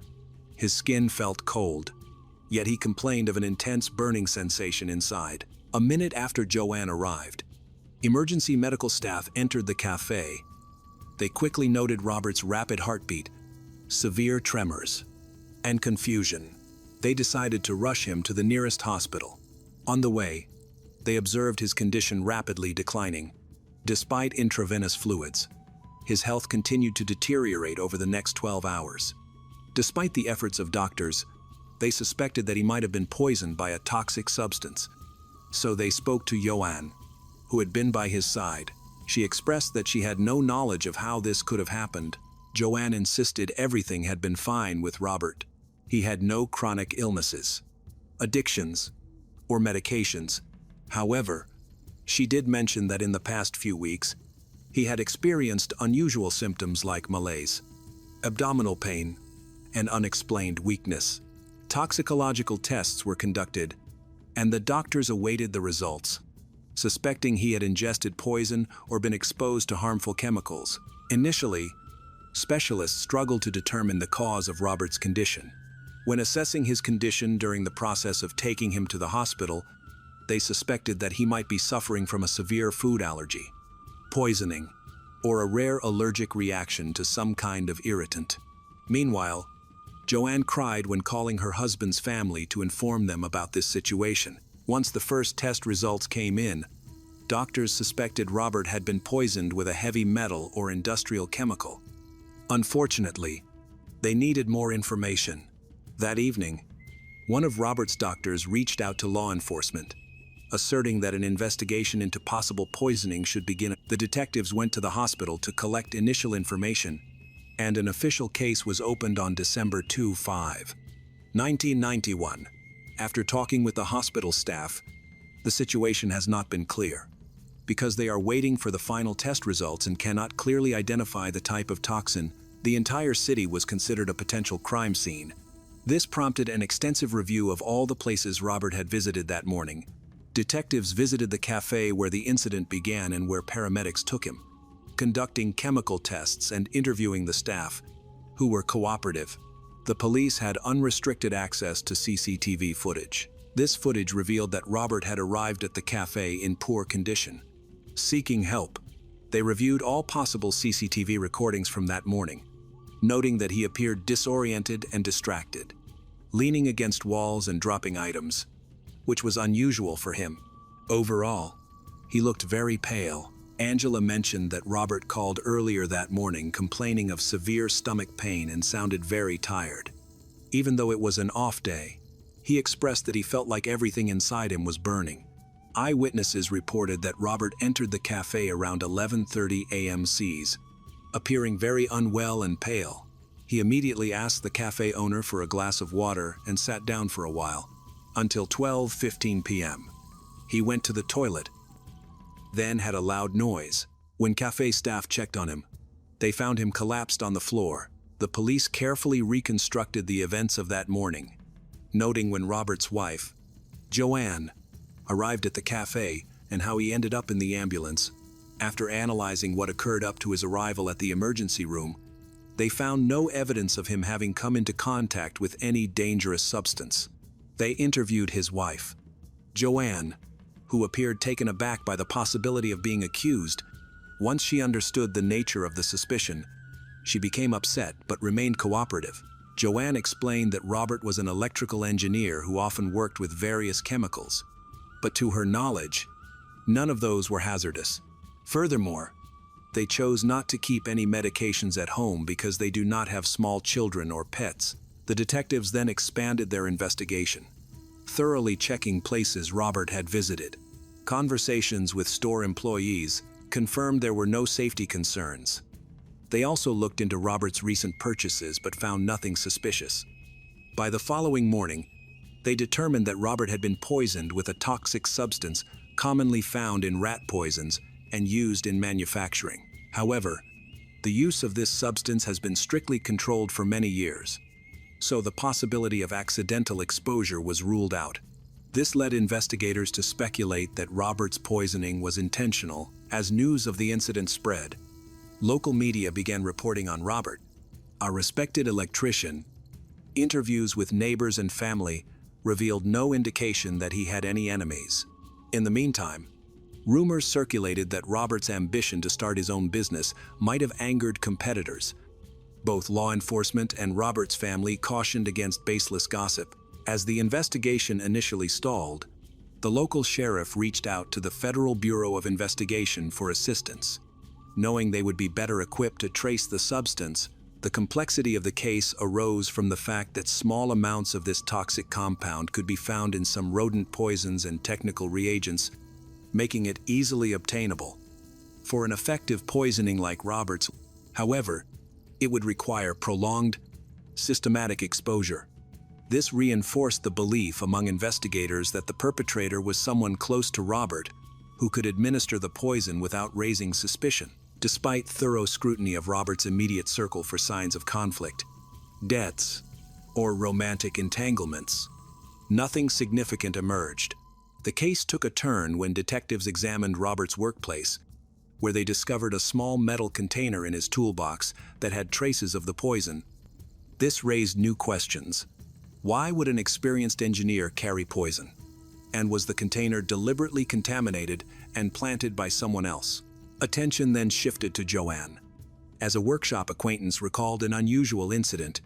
A few weeks before the poisoning, she had unexpectedly brought lunch to Robert at work. This drew suspicion and made Joanne a prime suspect.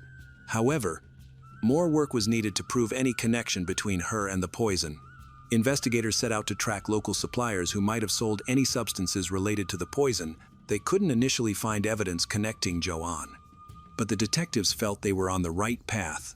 Meanwhile, the motive for Joanne to poison her husband remained unclear. An investigation into Joanne's financial activities and digital records, including phone calls and computer usage, began afterwards. It was discovered that 6 months prior, Joanne had taken out a life insurance policy for $300,000 in Robert's name, naming herself as the sole beneficiary. Additionally, her credit card records revealed that she purchased chemicals in a nearby county about a month before Robert was poisoned. These purchases included industrial cleaning products that might contain the harmful substance involved. Complicating matters, the chemical supply store had poor records of its transactions, which delayed the investigation. The prosecutor's office was cautious about filing charges due to the complexity of the case, which required solid proof. Meanwhile, Robert was fighting for his life in the hospital, and doctors were struggling to keep his condition stable. He experienced hair loss, a symptom of a lethal dose of poison, and suffered from intermittent neurological attacks. Large doses of medication were needed to alleviate his pain, but he only briefly regained consciousness, often mumbling incoherently. He occasionally spoke of his wife, expressing his love for her. But these moments weren't enough for investigators to gather crucial information about how he might have ingested the poison. Joanne's behavior drew increasing scrutiny. Although she initially gave numerous interviews, her frequent public appearances began to appear suspicious as her answers started to contradict each other. Under growing suspicion from journalists, Joanne tearfully insisted that she would never harm her husband. In response, police sought the assistance of psychiatric experts to analyze her interviews for any signs of deception. Weeks passed, and Robert's health deteriorated further, leading him into a coma. Meanwhile, Joanne faced mounting suspicions.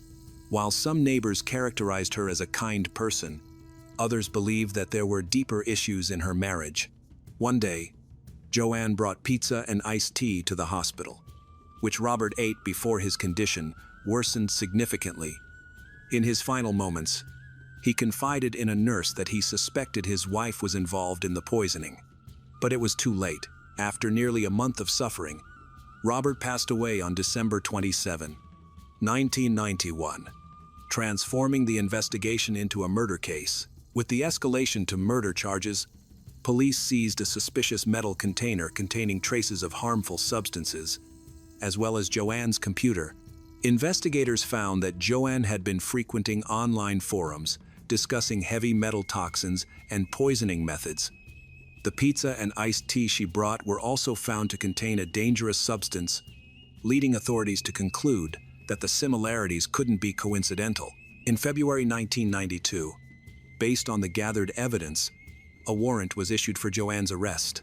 She was charged with first-degree murder and intentional poisoning of her husband, yet she remained surprisingly composed. The trial was set for the fall of that year, during which Joanne attempted to obscure her involvement by taking small amounts of poison herself and even administering it to her daughter, hoping to divert suspicion onto her husband's co-workers, who lacked any motive. As the trial commenced, the prosecution began by recounting the events of the day Robert was admitted to the hospital. The jury was presented with the container and various pieces of evidence, including Joanne's motives and her unusual interest in chemical reagents. Toxicology experts and an FBI agent contributed to the proceedings. The defense argued that Robert, an electrical engineering expert, might have come into contact with harmful substances. They claimed that Joanne's computer searches were motivated by her desire to help her husband deal with his mysterious illness. As she was seeking a cure, the prosecution presented a colleague of Robert's who testified about a suspicious visit to the workplace shortly before the poisoning occurred. The most significant evidence came from a chemical supply store manager who recognized Joanne as a customer who had purchased an industrial cleaner. Although he did not have complete documentation of the sale, he recalled that the product could have contained a dangerous ingredient. Joanne decided to take part in her cross-examination and spoke on her own behalf. However, she faltered when questioned about why she had taken out a large insurance policy 6 months before her husband's death and could not provide a clear explanation for her actions. It was suggested that her motive was the insurance payout for her husband's life and a desire to avoid sharing compensation from her first husband's death. Throughout the trial, Joanne tried to stay composed, maintaining her innocence. Eventually, on her lawyer's advice, she agreed to a plea deal in 1997 to escape the death penalty, confessing to third-degree murder and receiving a 20-year prison sentence, with the possibility of parole after 10 years. In his ruling, the judge highlighted the cruel manner in which Joanne chose to dispose of her husband. Robert suffered for almost a month in the hospital before his death. Having been poisoned for nearly a year after their wedding, his suffering made death seem like a release. Joanne showed no remorse, which angered Robert's family. While they found some relief in the verdict, they were dissatisfied with what they considered a lenient sentence. Family members coped with their loss in various ways. For instance, Robert's younger sister Angela became an advocate for victims' rights, particularly in cases of domestic or hidden violence. She worked with local organizations to raise awareness. The community rallied around Robert's family. The technical college Robert attended established a scholarship in his name to support a top electrical engineering student annually. The local city council also took action to tighten regulations on the sale of chemicals that could contain dangerous substances. They focused on improving the tracking and reporting of individuals purchasing such chemicals. Joanne was denied early release several times due to her lack of remorse. In December 2016, Joanne was released from prison at the age of 53 after serving her full 20-year sentence. This sparked controversy and concern in the community. as residents feared that a cold-blooded poisoner would be living nearby.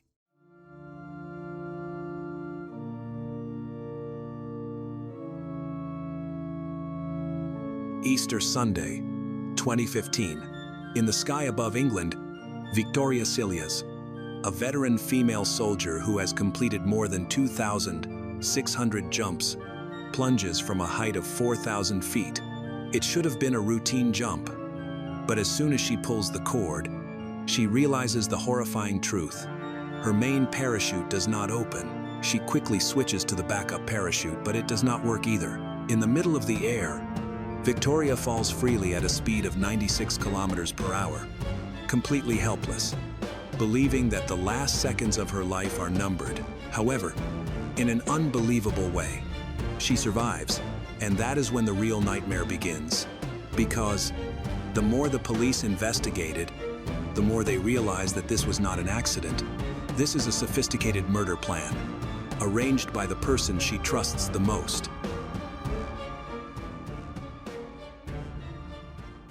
Victoria grew up east of Edinburgh with her parents, Veronica and Michael.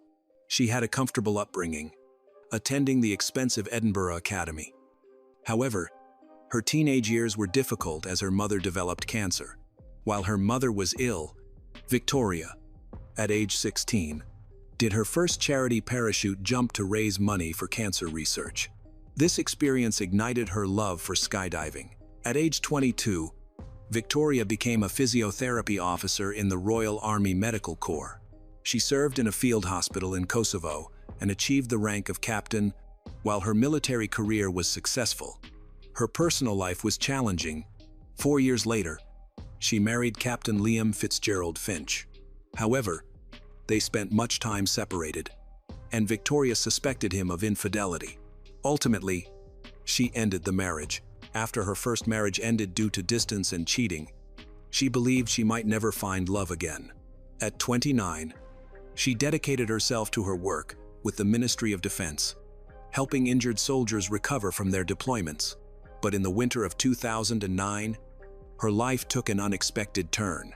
Émile Cilliers, a Royal Artillery sergeant and physical training instructor, sought treatment at Victoria's Center for a knee injury from a skiing accident during his army service. He was captivating, and Victoria remembered feeling special whenever he smiled at her. Soon after their initial meeting, they began a relationship. Unbeknownst to Victoria, Émile was still married to Carly, with whom he had 2 children. When Victoria learned the truth, Émile claimed he had married Carly for visa reasons and was in the process of divorcing her. Overwhelmed by his charm and declarations of love, Victoria accepted his explanation. In 2011, Émile and Victoria got married in Cape Town, South Africa. Victoria felt like her dream had come true, a new beginning with a loving husband ready to start a life together. Soon after, they had their first daughter. Despite Victoria's struggle with postpartum depression, they seemed like the ideal military couple.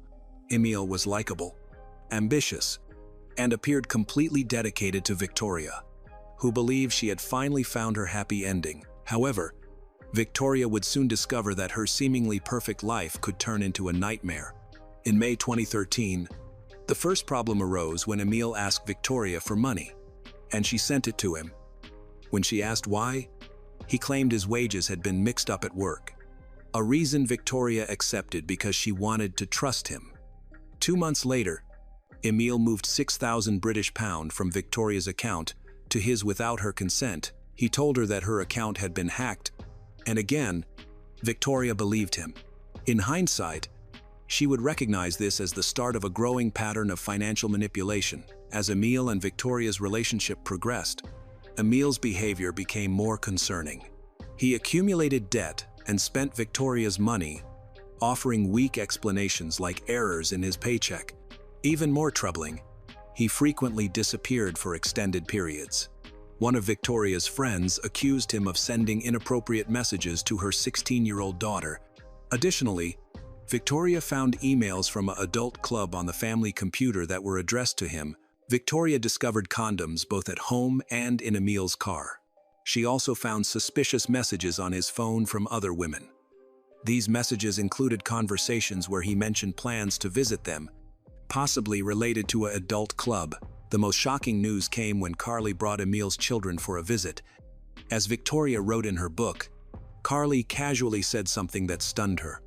Carly assumed Victoria knew about the other children. Emil had never told Victoria that he had two older children with a woman named Nicolene in South Africa before he had his two children with Carly. Victoria worried about Emil's lack of honesty, but she was trapped in a cycle of manipulation. Emil would show remorse, cook her meals, and leave love notes around the house. Each time she considered leaving, he would pull her back in with promises and explanations. She had no idea that her husband's deception ran far deeper than she could imagine. Emil Cilliers was born in South Africa in 1980. His parents were Zahan, a preschool teacher, and Stoltz, an engineer. He grew up in a small town known for farming and mining. He attended a private school for Afrikaner children and was raised in a strict Christian home. Even as a teenager, Emil was known for his interest in girls. At 16, he pursued Nicolene, a 13-year-old. Nicolene was flattered by the attention from an older boy and found him handsome, confident, charming. She recalls his charisma and romantic gestures, like giving her a long-stemmed rose on their monthly anniversary. Even as a teenager, Emil displayed manipulative behavior that would later affect his relationships. Nicolene initially ignored his cheating because she was charmed by his romantic gestures. He frequently cheated on her, but she always forgave him. In June 2000, when Nicolene was 16, she gave birth to their first child, Silene. Emil proposed using his grandmother's ring in a grand and romantic gesture to show how serious he was. However, Nicolene postponed the engagement upon discovering he was having an affair with her best friend. Emil was working in Oxfordshire, England, as a farmhand and bartender when his daughter Silene was born. He returned to South Africa in 2002 and rekindled his relationship with Nicolene. Soon after, Nicolene became pregnant with their second child, Trevor. However, within a year, Nicolene received shocking news. Emil's mother, Zahan, informed her that Emil had married another woman, Carly Taylor. Emil had met Carly in an Oxford pub in 2001 and married her in 2003, all while still assuring Nicolene of their future together. In 2006, despite being heartbroken, Nicolene moved to Britain and settled in Somerton. Later, Silene expressed a desire to meet her father, so Nicolene contacted Emil.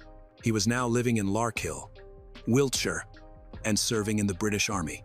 Emil replied right away, stating that he was getting a divorce and that his marriage to Carly was only to resolve a visa issue.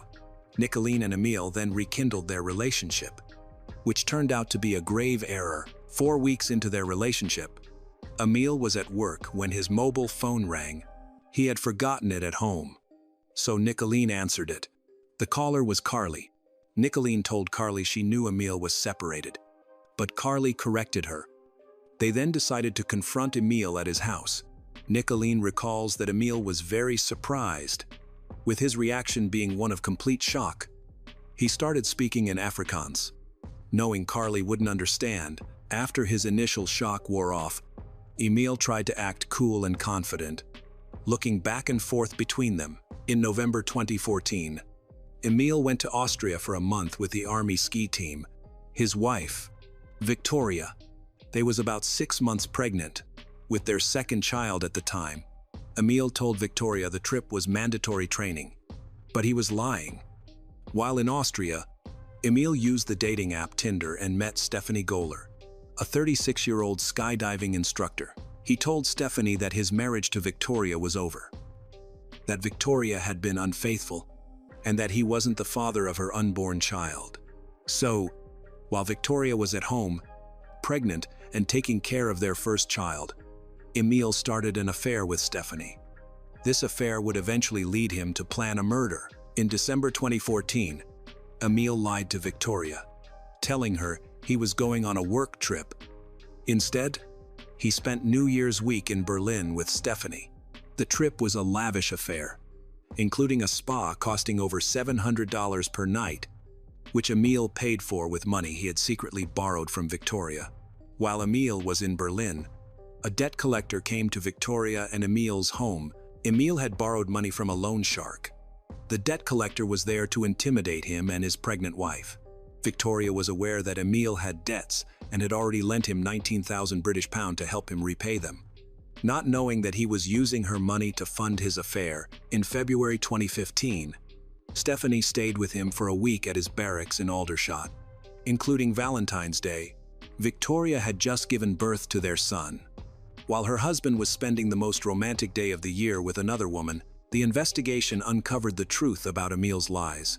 He had been unfaithful to Victoria throughout their 6-year marriage, as evidenced by posts on FabSwingers. He also visited escort service. Victoria was unaware that Emil was living a double life. In January 2015, Emil texted Stephanie that from April onwards, he could do random and spontaneous things. He also told Stephanie that he regretted marrying Victoria, calling it a stupid mistake.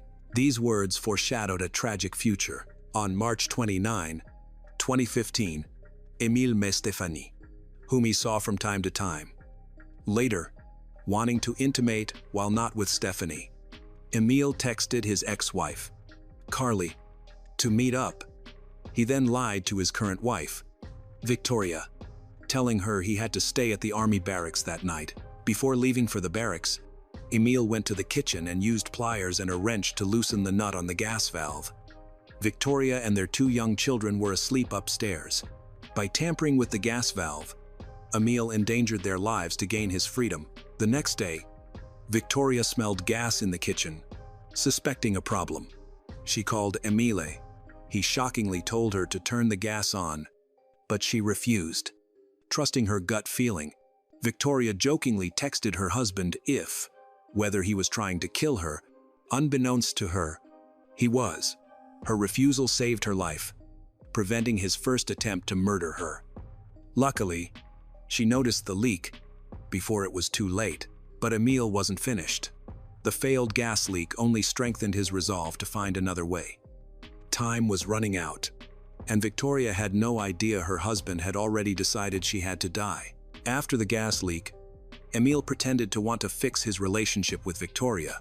He proposed a family Easter weekend and offered her a skydiving session as a gift. Victoria, a seasoned skydiver and instructor with 2,654 jumps, viewed this gift as a fresh start. She had taken a break after their second child was born and was eager to jump again. On the 4th of April, 2015, the day before Easter, they went to Netheravon Airfield for a parachute jump. The jump was cancelled due to bad weather, which seemed disappointing. However, Emil had a plan. Instead of returning his wife, Victoria's parachutes, he hid them in their locker at the airfield. He told Victoria they could try again on Easter Sunday. He then took her parachute rig into the airfield toilets and tampered with it. During the trial, a demonstration showed that the sabotage could be done in a toilet stall in a little over 5 minutes. Emil knew what he was doing. According to the prosecution, he twisted the main parachute's lines to stop it from opening and removed parts from the reserve parachute. This sabotage required specialized knowledge of parachute packing. Only someone very familiar with how parachutes are packed would know which parts to remove and understand that doing so would cause the parachute to fail completely. The specific way the parachute was tampered with indicated it wasn't a simple equipment malfunction. The next morning, the weather was still bad, so they decided to do a hop and pop in the afternoon. A hop and pop is a jump from a low altitude where the parachute is opened right away. At her husband's trial, Victoria said she went back to the airfield alone on Easter Sunday. She wasn't excited about the jump anymore, but her husband convinced her to do it. Victoria also said that she remembered the pilot smiling at her as she jumped. Those were likely the last normal moments of Victoria's life. As an avid skydiver, the jump should have been routine for her. That Easter Sunday afternoon, the aircraft ascended to 4,000 feet above the Wiltshire countryside. Victoria made the leap. Only when her standard parachute failed did she realize something was drastically wrong. Her extensive training caused her survival instincts to kick in immediately. She deployed her reserve parachute, but watched in horror as it 2. Failed to open properly. Now in full freefall, she reached a speed of 96 kilometers per hour as the ground rushed towards her at terrifying speed. Victoria later described that moment, saying that she remembered feeling tearful and scared, thinking that that just wasn't right. She didn't have time to consider that she might die. Her training took over as she fought to control her descent, desperately trying to slow her fall with what remained of her malfunctioning equipment. The impact was devastating. Victoria sustained life-threatening injuries, including a broken pelvis, fractured ribs, a fractured spine, and a collapsed lung. Those who witnessed the fall were so convinced she was dead that they brought a body bag to the scene. Fortunately, the ground was mercifully soft due to recent plowing. When the first responder reached her, he noticed that the lines on one side of her parachute were knotted.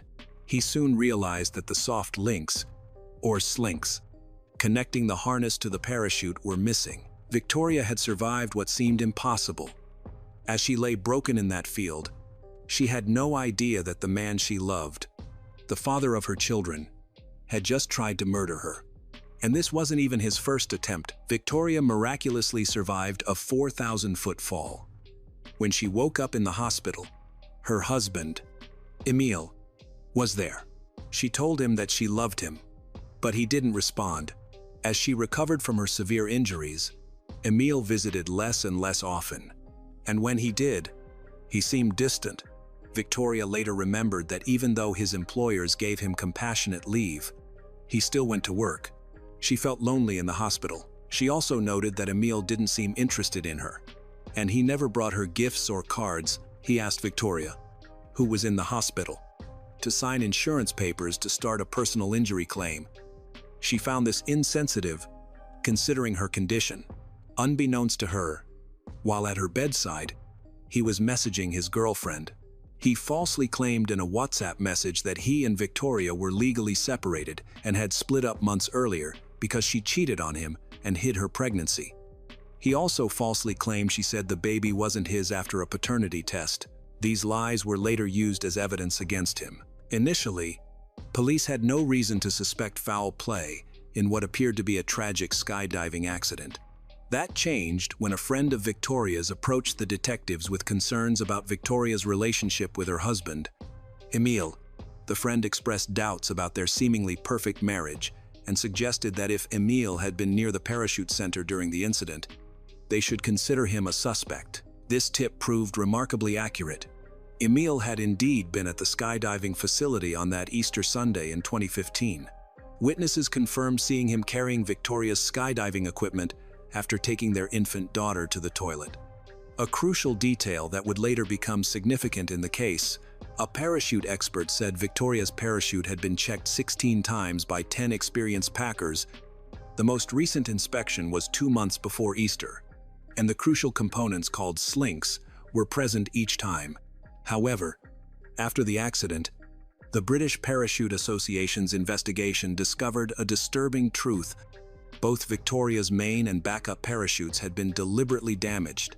The slinks, essential for safety, were missing. This was not an accident but a murder attempt. 4 weeks after the fall, on the 28th of April, 2015, Emil Cilliers was arrested on suspicion of attempted murder related to the sabotaged parachute and was interviewed at Guildford Police Station. He denied committing any crime. However, as detectives delved deeper into his life, they uncovered a web of lies, deaths, and betrayals that painted a very different picture of the devoted husband. The truth was about to be revealed, and it was more shocking than anyone, including Victoria, could have anticipated. The investigation uncovered the shocking details of Emil's secret life: multiple affairs, large debt, visits to adult clubs, plans to harm Victoria, and proof that he controlled her. Specifically, the investigation revealed his affair with Stephanie Goller, whom he met while skiing. He also confessed to using dating apps, visiting swingers clubs often, and hiring escort service. Reviews Emil posted on Fab Swingers about alleged encounters suggest he had been unfaithful throughout their 6-year marriage. The most concerning information involved Emil's actions at a now-closed adult club in Salisbury. managed by Ricky Harwood. Court testimony and police records showed that Emil frequently visited the club while married to Victoria. There, he engaged in increasingly risky activities, suggesting he had lost control. All of this happened while Victoria was at home, raising their children and working multiple jobs to provide for the family. Evidence presented showed that Emil was £20,000 in debt. He had hoped to claim a £120,000 life insurance payout from his wife's accidental death to clear his financial woes and start a new life with Stephanie. The motive was becoming crystal clear. He wanted his wife dead to collect her life insurance and begin anew with his mistress. Investigators later linked the earlier gas leak to Victoria's case, discovering that she had been targeted twice in the same week. It was clear that Emil had deliberately deceived everyone he knew. Detective Inspector Paul Franklin's team spent 2 years investigating Emil, concluding he was a sociopathic narcissist. They found he manipulated and exploited those around him. He fathered 6 children with 3 women, 2 with Nicolin in South Africa, 2 with Carly, and 2 with Victoria. He promised each woman a future, controlled them, and then abandoned them for someone else. Victoria's reaction to the investigation complicated the case. Despite strong evidence against her husband, she defended him. This was due to the coercive control he had over her during their relationship. She even visited him in prison. Later, Victoria explained that she couldn't distinguish between truth and falsehood and felt trapped. She wanted the investigation to end so they could resume their lives and she could have her husband back. Victoria's behavior highlighted the damaging effects of coercive control. Even after almost being killed, she struggled to believe that her husband, whom she loved, had tried to murder her. She confessed that she couldn't understand how someone who claimed to love her could try to take her life. The trial began in Winchester Crown Court in October 2017. After 7 weeks, the jury couldn't agree on a verdict, and the trial was stopped. Victoria's defense of her husband and the complicated psychological aspects of the case made the jury uncertain. However, the prosecutors pursued the case. In May 2018, a second trial resulted in Emile Cilliers being found guilty of 2 counts of attempted murder. He received a life sentence with a minimum of 18 years. Throughout the trials, Emmy showed almost no emotion. He claimed Victoria had tried to end her own life, and suggested a stranger had tried to kill her. Detective Inspector Paul Franklin noted Emil showed no remorse for what he did. He lied during both trials, but he was ultimately found guilty and received a long prison sentence. Victoria's recovery was a long and arduous process. She spent several months in the hospital and underwent multiple surgeries to repair her injuries, with her broken pelvis alone requiring extensive treatment. Pelvic fractures are among the most serious bone injuries, often necessitating months of rehabilitation and sometimes resulting in permanent disability. Even her broken spine, fractured ribs, and collapsed lung, Victoria faced a recovery that medical experts described as miraculous. While most pelvic fractures become increasingly stable around 6 weeks after the event and typically heal within 3 months, Victoria's injuries were so extensive that her healing process took considerably longer. After Emil was found guilty, Victoria kept visiting him in prison. He had such a strong influence over her that she still had trouble believing what he had done. During these visits, Emil tried to persuade her to get back together with him, but eventually, Victoria couldn't deny the truth anymore. She told him she wanted a divorce, which she said made her feel free. Victoria said that, looking back, she finally understood everything. When Victoria finally decided she wanted a divorce, Emil refused to sign the papers, requesting more time to discuss the viability of their marriage. In other words, despite his 2 attempts to kill her and countless betrayals, he still believed they had a future together. His crimes had a widespread impact, affecting not only Victoria but also his children. Now, they struggle with the knowledge of their father's true character. In a documentary, Silene expressed her anger, saying that she had thought he loved her deeply. She said he had paid so much attention to her, and she couldn't understand how someone who had made her feel like their entire world, their favorite person, could just vanish. The children now know that their father not only abandoned them, but also attempted to murder their stepmother. Victoria lives in Wiltshire with her 2 children and works as a physiotherapist for the Ministry of Defence. She rebuilt her life after a difficult experience and is now in a relationship with Simon Goodman, a former Royal Marine Commando.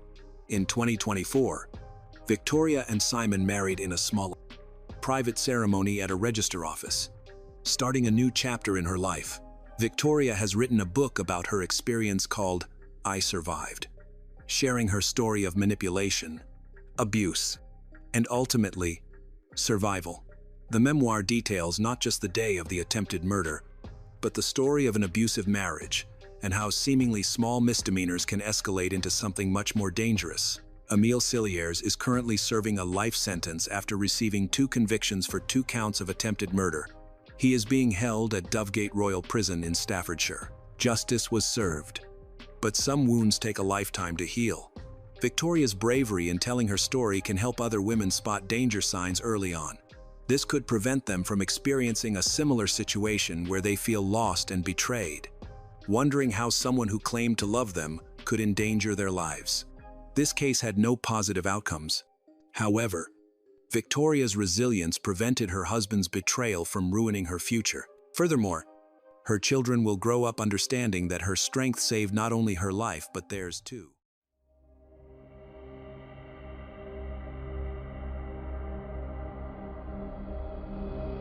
It was a warm Saturday night in Southern California.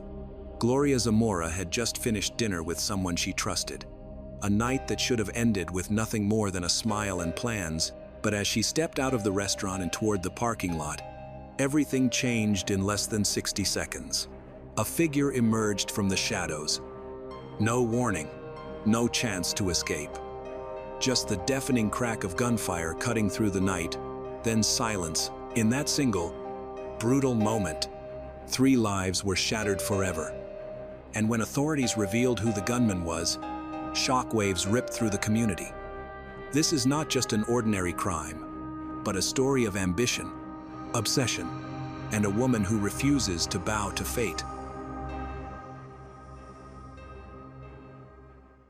Gloria Zamora was born around 1985 in Fresno, California, the 3rd child of Mexican immigrants seeking a better life. Her mother came from Jalpa, Zacatecas, while her father was originally from Culiacan. When Gloria was just 2 or 3 years old, her parents separated. The home environment had been turbulent. Her father battled alcoholism, and the abuse left deep emotional scars. Though Gloria held only faint memories of him, she understood that her mother had once come dangerously close to losing her life. After the separation, Gloria, her mother, and 3 older siblings moved to East Los Angeles to live with her grandmother.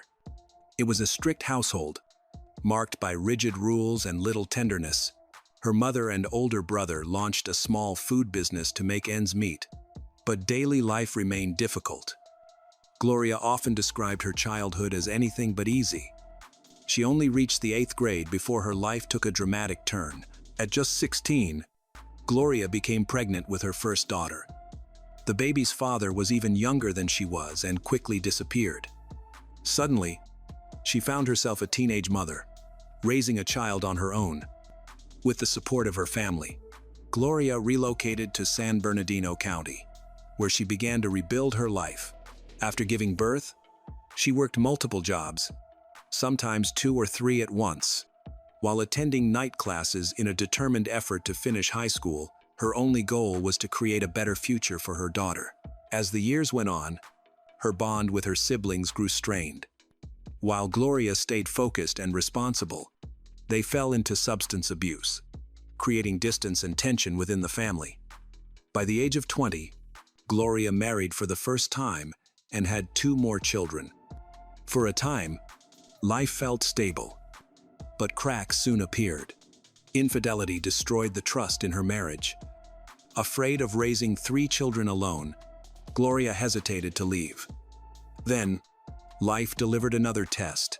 At 24, during a routine doctor's visit, she was diagnosed with thyroid cancer. The news was devastating. Balancing treatment, motherhood, and a crumbling marriage pushed Gloria to her limit. But it also gave her clarity. She made one of the hardest decisions of her life: to divorce and move forward on her own. Not long after, she met Thomas Alberto Tamayo Lizarraga. He was magnetic. Neighbor described him as charming, confident, and hard to ignore. Many women noticed him, but with Gloria, something different happened. Their connection was immediate. Over time, it deepened, and soon, they became a couple. For Gloria, it felt like the start of a new chapter, one filled with hope. After years of struggle, after marrying Thomas, Gloria's life settled into a new rhythm.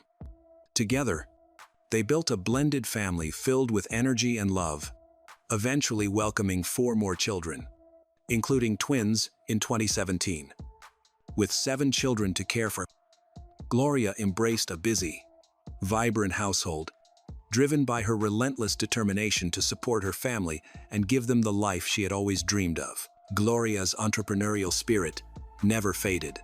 Around the time her twins were born, she came up with a new idea, one that merged passion with purpose, building a meaningful presence on social media. Fitness had always been central to her life. After her last pregnancy, facing new challenges with her body and identity, she made a bold choice. Instead of hiding, she would share her journey. Gloria began uploading videos to digital platforms, short routines, honest advice, and motivational messages aimed at mothers learning to love and care for their bodies again. At first, the response was minimal. Most views came from men, not the women she hoped to inspire. But Gloria stayed consistent. Day after day, she showed up, committed to building something authentic. Slowly, things began to shift. Her words started reaching the right people. Women who saw themselves in her story. Women searching for strength, hope, and understanding. Step by step, Gloria grew into a fitness influencer. Her videos gained traction, her following expanded file, and eventually she amassed more than 165,000 followers. To her audience, she wasn't just a trainer, she was an inspiration. By early 2025, at the age of 40, Gloria began to dream bigger. Her digital success had opened doors, but she craved deeper connection and greater impact. That was when she met Hector Garduno. Like Gloria, he was deeply committed to health and wellness. A father of 4 daughters and a few years her senior, Hector was known for his integrity and dedication. Their bond formed quickly, rooted in mutual admiration, respect, and a shared vision that was both personal and professional. With Hector's support, Gloria's confidence grew. By end says, she began teaching fitness classes at a local gym, where clients were drawn not only to her techniques, but to her story of resilience. Together, she and Hector dreamed of opening a gym of their own. In mid-2025, Gloria took another bold step. She joined a podcast centered on female empowerment, offering women a platform to speak openly about trauma, healing, and transformation. In episode 18, she spoke with unflinching honesty about becoming a teenage mother, her cancer diagnosis, the collapse of her first marriage, and the lack of support she endured from family. But in a later episode, released on June 16, Gloria revealed something that shocked her followers. Behind the smiling videos and uplifting posts, she confessed she had been living a silent battle. She described the emotional abuse she endured, how it eroded her daily, chipping away at her confidence, making her feel small and unworthy. Her story made a deep impression. Listeners saw her not as an influencer, but as a survivor. Her openness reminded the world that even the strongest voices often carry hidden scars, and that healing begins when we speak our truth. Gloria had reached a turning point. She no longer wanted to live in silence. She wanted her children to witness courage, not fear. By exposing her toxic marriage publicly, she hoped to inspire women everywhere to break free. But that same act of courage may have set in motion a devastating chain of events. 5 days later, On Saturday, June 21, Gloria went out to dinner at a sushi restaurant in a busy shopping center. She wasn't alone. Hector was with her. The evening seemed ordinary casual conversation, laughter, and talk of their shared goals. But at 9:40 p.m., just as they walked toward the parking lot, everything shattered. A man appeared suddenly, moving fast. Without a word, he raised a gun and opened fire. First at Hector, then at Gloria. The attack was brutal, deliberate, and over in seconds. As the shooter tried to flee, an off-duty police officer nearby heard the gunfire.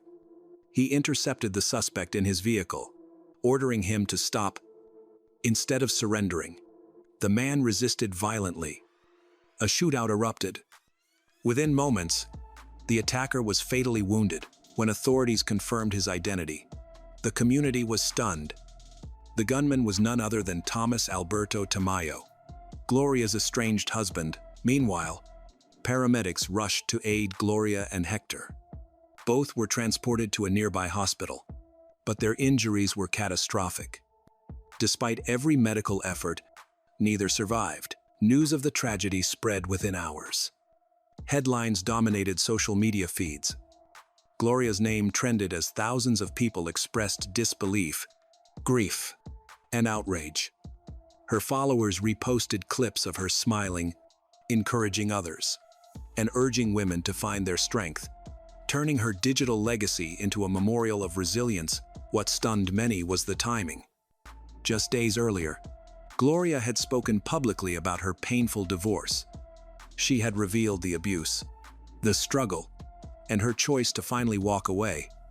For some, this was more than a tragedy. It felt like a crime foretold. Many began calling it by its name, femicide. As investigators dug deeper, disturbing details about Gloria's marriage to Thomas surfaced. Tension had reportedly existed since the birth of their first child. Arguments over money gave way to deeper fractures. Gloria worked multiple jobs to keep the family afloat. While Thomas showed little interest in contributing, she tried to balance work, children, and a household. But he remained detached. One constant source of conflict was order. Gloria craved cleanliness and structure, something Thomas rarely respected. But the breaking point came when she confided her dream of creating fitness videos for mothers. Still recovering from giving birth to twins, she felt insecure about her body and hoped her content might inspire others. Instead of supporting her, Thomas mocked her. He belittled her appearance, sneered at her stretch marks, and told her no one would care. His words weren't protective. They were meant to silence. For a time, she listened. She doubted herself, shelved the project, and carried his cruelty like a weight. But her daughters encouraged her to try again. Their belief in her reignited the fire Thomas had tried to extinguish. In the days following her death, Gloria's oldest daughter became the family's voice. Through heartbreak, she spoke with clarity and strength about missing her mother, about expecting her to walk through the door as if nothing had happened, and about the unbearable emptiness that lingered. She promised to stay strong, for her siblings, for her grandmother, for everyone Gloria had left behind. Rumors quickly spread that Hector had been Gloria's romantic partner. Her daughter corrected the record. That night at the sushi restaurant, they weren't on a date. They were concluding a work meeting, finalizing plans for the gym they dreamed of opening. Gloria's mother later revealed that Thomas had a troubling past, one marked by obsession. He stalked Gloria, followed Gloria after work, and made chilling threats.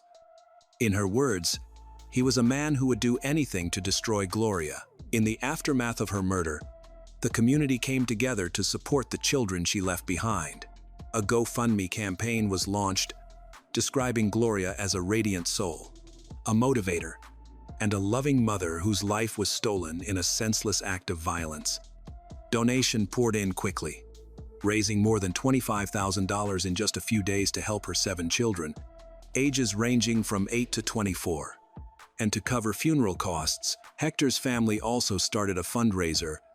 His daughters described him as a devoted father, and a hard-working man who loved deeply and lived with purpose. His death left behind an unfillable void in their lives. But while many showed compassion, social media soon became a battleground. Thousands demanded justice for Gloria, but others rushed to defend Thomas. Some called him a loyal husband, a dedicated father, and a provider who had spent decades building a family. More disturbingly, there were voices that blamed Gloria herself. They claimed she provoked him, accused her of humiliating him, and even suggested she should have behaved more modestly. It was a dark wave of online misogyny, trying to rationalize the violence she endured. Videos soon surfaced from people who claimed to know Thomas personally. Some accused Gloria of being the abuser, pointing to an alleged domestic violence complaint filed earlier in the year. They insisted Thomas had given her everything she wanted, yet nothing was ever enough. Some even alleged that Gloria and Hector mocked him publicly, suggesting that repeated humiliation had pushed him over the edge. Meanwhile, investigators uncovered chilling details. Days before the murder, Thomas had begun tracking Gloria's movements. He allegedly installed a GPS device on her car, monitoring her in real time. On the night of the attack, he followed her, hiding in the shadows for nearly an hour. He knew she was with Hector. He knew where they were, and he knew exactly what he planned to do. Police later speculated that his rampage might not have ended at the restaurant, that he may have intended to go after Gloria's children next. And yet, beyond all the noise, beyond every narrative spun online, one undeniable truth remains: 11 children lost their parents that night. Their sources of love, guidance, and protection were stolen in an instant. That is the deepest tragedy of this story. Gloria's eldest son described life with Thomas in stark terms: a living hell. To outsiders, Thomas projected the image of a respectable, supportive stepfather. But behind closed doors, it was different. The older daughters admitted they had long disliked him. They saw through his mask. In public, Thomas was charming, polished, almost princely. At home, he was controlling, narcissistic, obsessed with appearances. He told people he provided for the household. But in truth, it was Gloria who worked tirelessly, managing finances, caring for children, and holding everything together. After her last pregnancy, Gloria underwent reconstructive surgery to remove excess skin. Yet Thomas boasted to friends that he had paid for it, as if her transformation were his accomplishment. In the final year of her life, the contrast between them widened.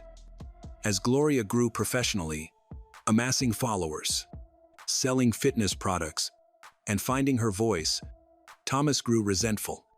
His ridicule escalated. He undermined her looks, her career, her self-worth. Bit by bit, she withdrew emotionally, no longer respecting him.